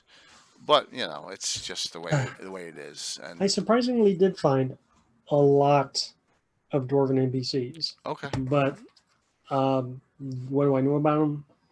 Nothing. Just Maybe that they're there. Interestingly, a lot of them have plus 3 axes. And a lot of them are fighters. So they can be very stereotypical in published works. If there's one stereotypical fantasy character, is the dwarven fighter. That's really a kind of a that's basically what dwarves are in most fantasy. Well, there's some assassins and maybe the very odd cleric somewhere, but the fighter is the one. Yes, Gary, I use spiral bound. Same all the here. time. Come on, that's the only way to do it. You got to do it that way. Let me see if I can find this now. I'm talking to myself once again. I'm looking through, trying to find, and I don't know which one it is. So let me do it this way. One last thing I forgot to mention. So if you want a story that is published source, let's see where I put it. I'm trying to figure out where I put this. Which one is it? 91. Okay. All right, now I can find it. So if you want a Dwarven story that is published source to develop, that I developed myself, and that is Varnafane. It's in the From the Ashes, and it talks about there are legendary Dwarven axes that have gone missing. There's, I say that there's 6 in my campaign. 4 of them have been recovered, and it's something you can develop. I'm trying to find the blurb on it here. Here it is. Okay, got it. All right. So this is what is in about Varnafane in the From the Ashes. Century past, the Grugak had stumbled upon the overgrown entrance to an ancient Dwarven warren, and against their natural instincts, they entered it. They found a vast collection of magical battle axes, no fewer than 5, each battle axe plus 3. The axes are plus 5 in the hands of dwarves. So I developed that, and I do have an Earth Journal article about this whole story, about the recovery of 4 of these axes of Varnafane, and 2 are, and this is, I guess it's Earth Journal 32. I'm guessing it's in one of those Earth Journals between 29 and 33. And there you go. So that's something you can develop on your own. And it's right there as a Dwarven story, a Dwarven legend story. No jesters, Miamorph, in my game that are dwarves. It's humans, half-elves, and gnomes, like the class. So, when is the Gripply episode? That's fun. Never. Ripley? Yes. Don't wield dwarf weapons unless you wear one. That is true. Martial appropriation. But you could wear a dwarven kind, because why would a dwarf wear it? So... Oh, there you go, Amy. That's cool. So you have the Dwarven Manual of Creation in there too. So you get 2 Dwarven stories in Earth Journal 33. Awesome. Very, very cool. All right. So look at that. We're almost at 10 o'clock here. So let's see what's going on shout out wise. Mike, you want to start us off? See how time flies. Wonderful. Yeah, man. Who would have thought we'd get through this 2 hours? Oh. Yeah. Don't forget, we got the giveaway coming. You got to be on to win it. Yeah, we got to do a giveaway. Go to Greyhawkery. I have an article on there about Geralt Inkdal, a city that I'm sure a few of you think about. Fantastic article. Yeah, that's some of the best you ever written. I love it. Yeah. That's awesome. It's been on my mind, and finally put something down. Is that technically in Stonefist? Would it make me... It's... in the Gryphs. I think it's on the Stonefist side of the Gryphs. Yeah. I have it on the northern side. I get it from the description. Yeah. City of the Orc Horde. That makes me want to have a whole episode on orcs. Oh yeah, you could do a whole episode on orcs. Yeah. No, don't say that, because then we have to. And well, we all have a topic for next week. Oh, but please. We'll figure something out for next week. We got everything in that article is from the module 5 shall be 1, except for the part that the end of it, where I speculate on what happens in 592 CY. Oh, cool. Yep. You made me have a whole campaign up there now. Yep. Yep. We will do an orc episode. We'll just got to figure out when. So, we'll definitely do that. We might absolutely. So you have talked about humanoids before. But yes, but we didn't go into specifics, just orcs and half orcs. That would be a good one. So, anything else, Mike? You got any games going on? I'm playing in a lot of games, but nothing Greyhawk. I'm playing in Labyrinth of Madness. I'm playing Wow. in that Icewind Dale adventure that's in 5th edition, and I'm playing in the Descent into Avernus. Wow, Forgotten Realms you're all adventure. over the place. Yeah, it's so I'm involved in like 3 games, but I'm not running any of them. So there. Well, Canadian, back in the day, he said favorite fantasy books. I was gonna do. Let's go through every single cheesy D&D movie in the '80s for a cabin once, and Gary said no. Oh wow! Oh, Yeah, Yeah, that would be that would be on an off night when Oh God, yeah. I think I have the first one on DVD somewhere, and I don't know when or how I'm I talking saw about the other Hawk ones. the Maybe I have them on Slayer, DVD too. I'm not sure. the David Oh, Carradine okay. movie that came out, Wizards. The Oh my God, Beastmaster and Beast, stuff like that. Yeah, Cull, yeah. um, Legend. yeah, there'd be even the Lady Hawk you can even put in there. There's a whole Oh yeah, bunch. Lady Hawk. But You'd Lady love the Hawk movies had episode, its. Willow. Yeah, oh yeah, we could do that. Oh some God, really. yeah. I got a whole bunch of them too. Hearts and Armor, some really cheesy ones. All All the those Death movies Stalkers, 1, 2, 3, influenced and me. 4. That was before they took fantasy serious. So yeah. Yeah. Yeah. Excalibur, of course. Excalibur's one of the best ones. So Mm-hmm. we may do that. We Yeah. may do that just as a fun off one. Yeah. So Yeah. please note, like in Even 2 with weeks, Sonya. I take off the one Sunday I take off is the Coma. Super Bowl. I always watch Super Bowl, so I won't. Maybe the Gavin Super will move it to Bowl. Monday night, and we'll talk about movies or Yeah. something instead to Yeah. make it lighthearted. Okay. Yeah, we'll see. So, Yeah. Santa, what's up? Go Chiefs. There's Very a possibly. bunch of things You're gonna win. up.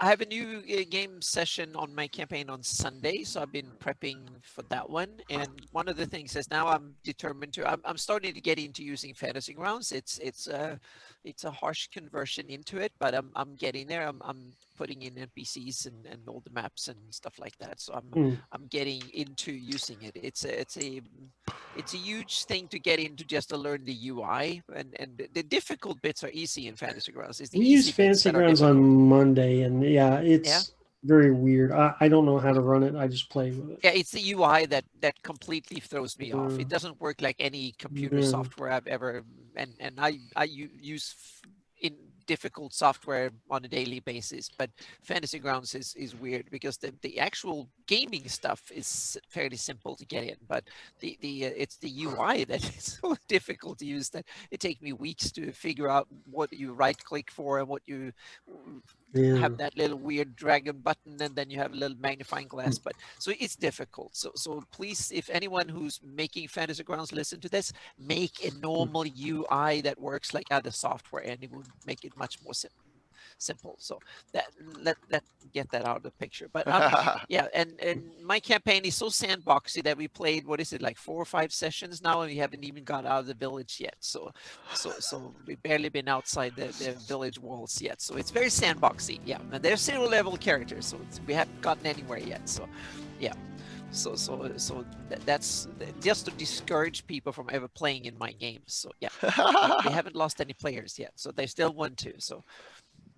And then I started a project that is not going to do anything really to anyone except burning time, but I need to mention it. I've started a project that I wanted to do for a long time, and now I realized now when I'm sitting at home so much due to pandemics, it's time to start it. I'm reading through every Dragon magazine ever published. So I don't read every article. There are some, especially the early ones, that I don't read reviews of games that I'm not interested in and stuff like that. So I skip that. But I read all the stuff that can be remotely related to Greyhawk. So I read through. I just love. Sorry, Anna. I just love the ads. The ads were so fun to look at. Yeah, too. the ads were cool. Yeah, I found that they had a 3D. They didn't have 3D printing back in the 70s, but they had normal printing. So someone printed cardboard and then had little plastic things that you stuck down the walls into. Brilliant. I think it was super, super cool. And so they had a system for that. why didn't that take off? And it was an ad in 3 of and it was like, it was a brilliant idea. It was so cool that I realized that that would fly even today. It's awesome idea. They had little plastic things that you just put the walls into, and then you put the floors down like regular tiles, and then you just stood the walls up. It was brilliant. It looked great, I think. So that is a project I'm doing. So I'm on Dragon like 30 or something like that now, and doing it. That's pretty good. So I'm, since I have all of them on PDF, I'm reading them on my tablet because I don't have all of them early ones in. I have from like 100 and onwards. I think I have most of them, but before then I don't have any. I gave all my 3rd edition on Dragon magazines away to a library. Oh, wow. Okay. Wow. And I kept all my old ones. Yeah. All nostalgic factor. Yeah. But I got that set of CD-ROM when there were PDFs on, up to 1 to 250. And I have that and then too. the rest of them I've actually collected as PDFs because then you could get them from PDF, most of them. So I'm reading through that's a project because there's so many, we talk about so many articles and stuff. So then did you ever get the digital dragons, Anna, in 4th edition era? Oh yeah. Did you ever get those? Yeah. Oh yeah, I got all of them. So yeah, I collected all of them. And then when I've done this, I'm going to go through the dungeons. But dungeons will be only there you have it. Yeah. Mm-hmm. Yep. So there you go. Yeah, a little kind of tidbit.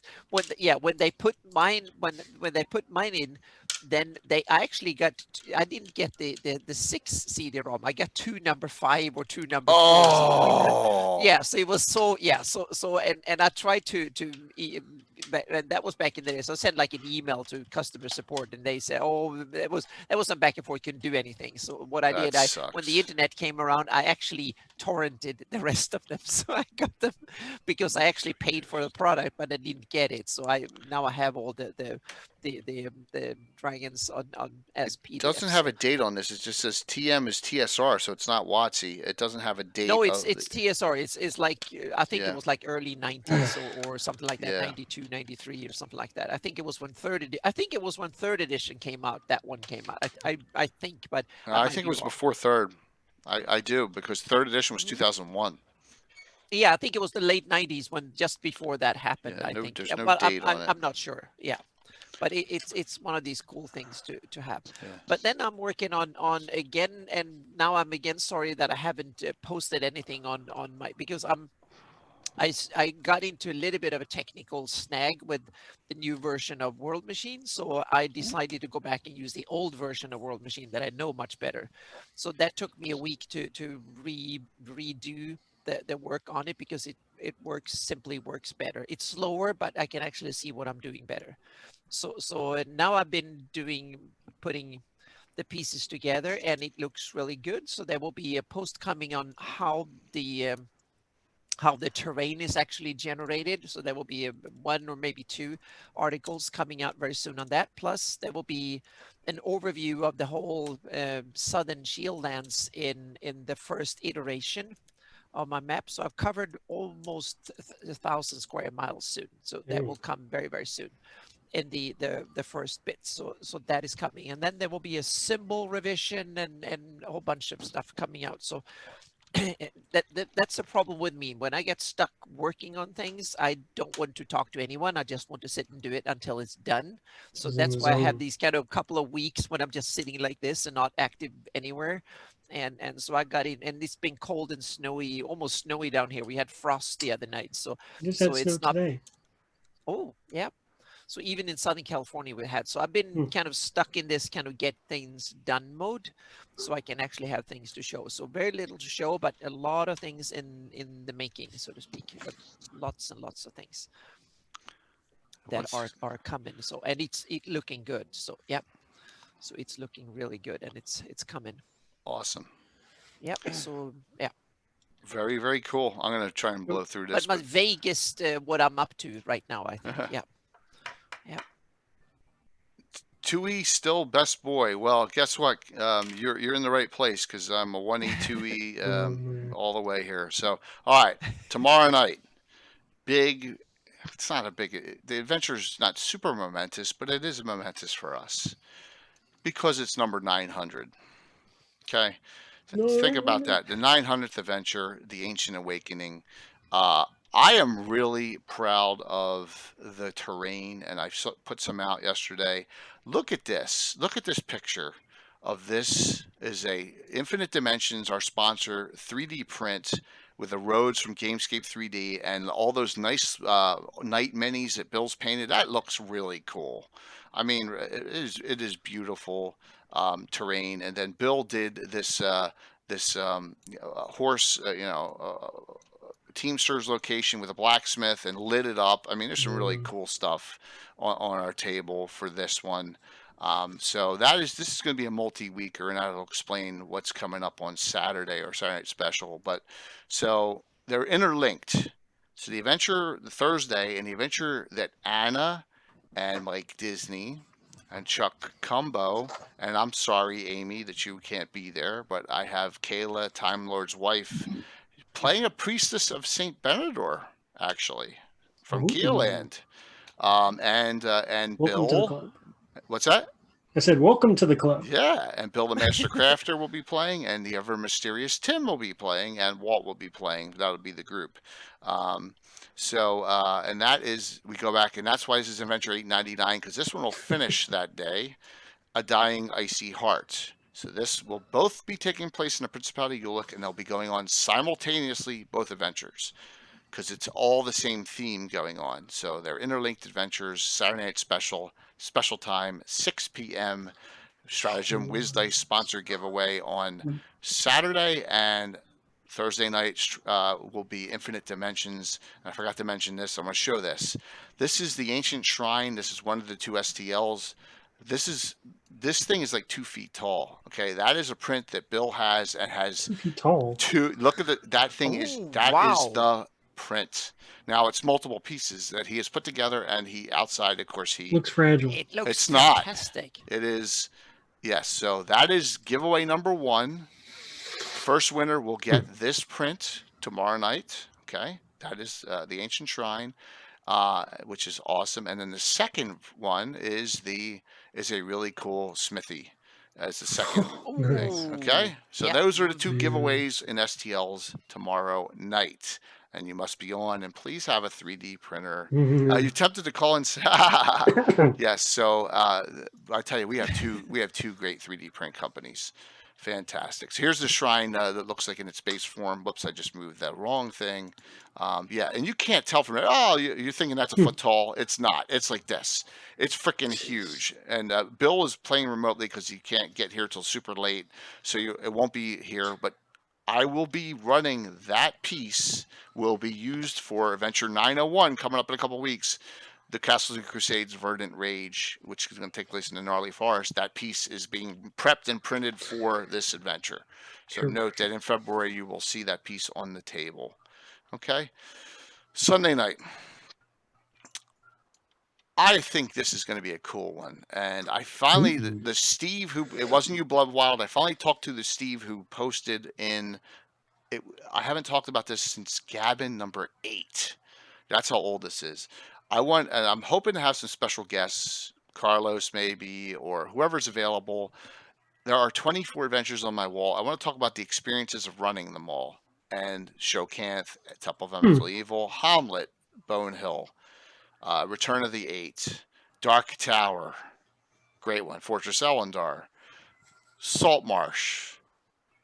You get the idea, and just go over how they went in my campaign, or whoever else played them, and who's a guest, where they go and how they went, and I would not recommend any of these on the wall. So that's going to be a real cool discussion on Sunday. What else? Okay, Underdark Uprising is coming. I don't know when the Gabbin will be the weekend of the Super Bowl, which is the Sunday after, right? But the Gabbin after that will be and this is Sunday, February 14th, will be the Underdark Uprising Prelude. We have a meeting this Saturday about this with all the streamers. So we'll see who's going to participate, and they're going to talk about what they're doing during the fundraiser in each area. I'm pushing the idea that our friend Eric Boyd gave me, and I changed up everything. I was like, I'm going to do that. So if you got to remember what Eric Boyd talked about the Caladra and a little what his theory was, I'm actually going to push that in our game during Underdog Uprising, our finale. So it'll be cool. So that is that time frame there.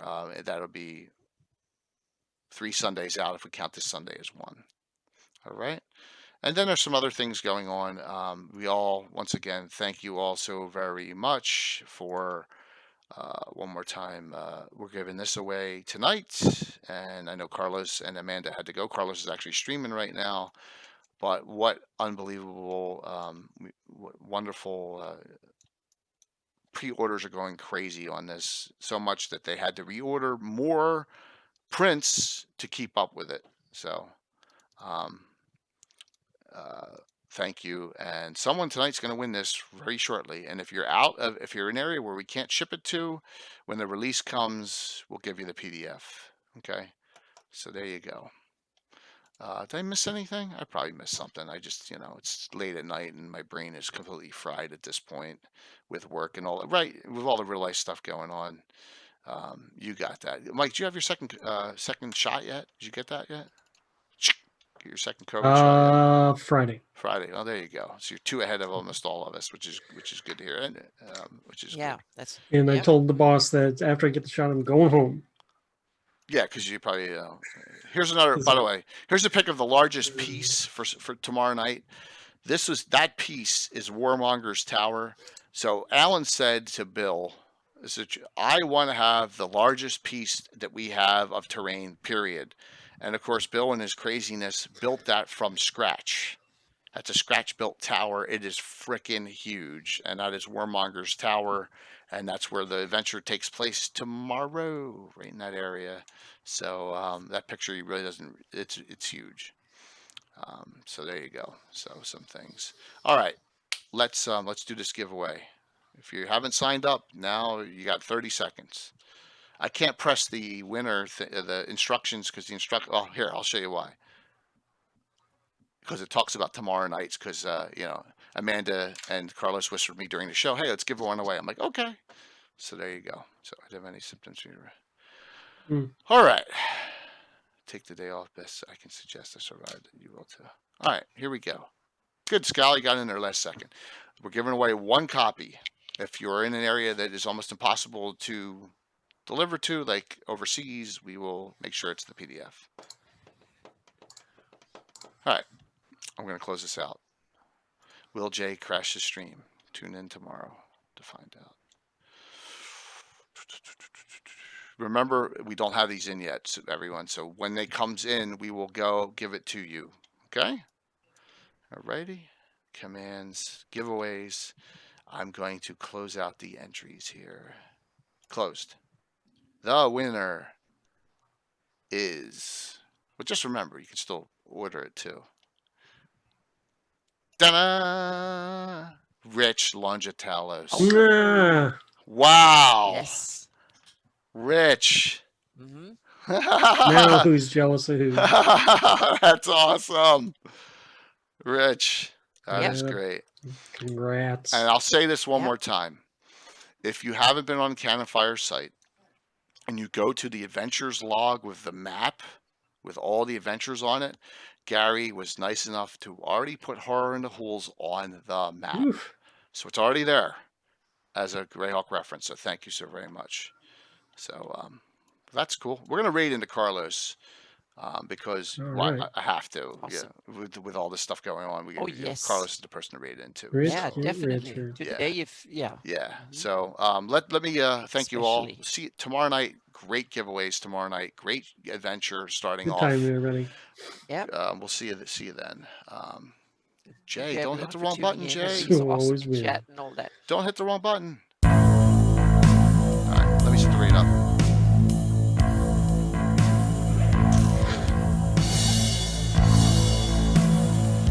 Dun-dun-dun. See you tomorrow night, everyone.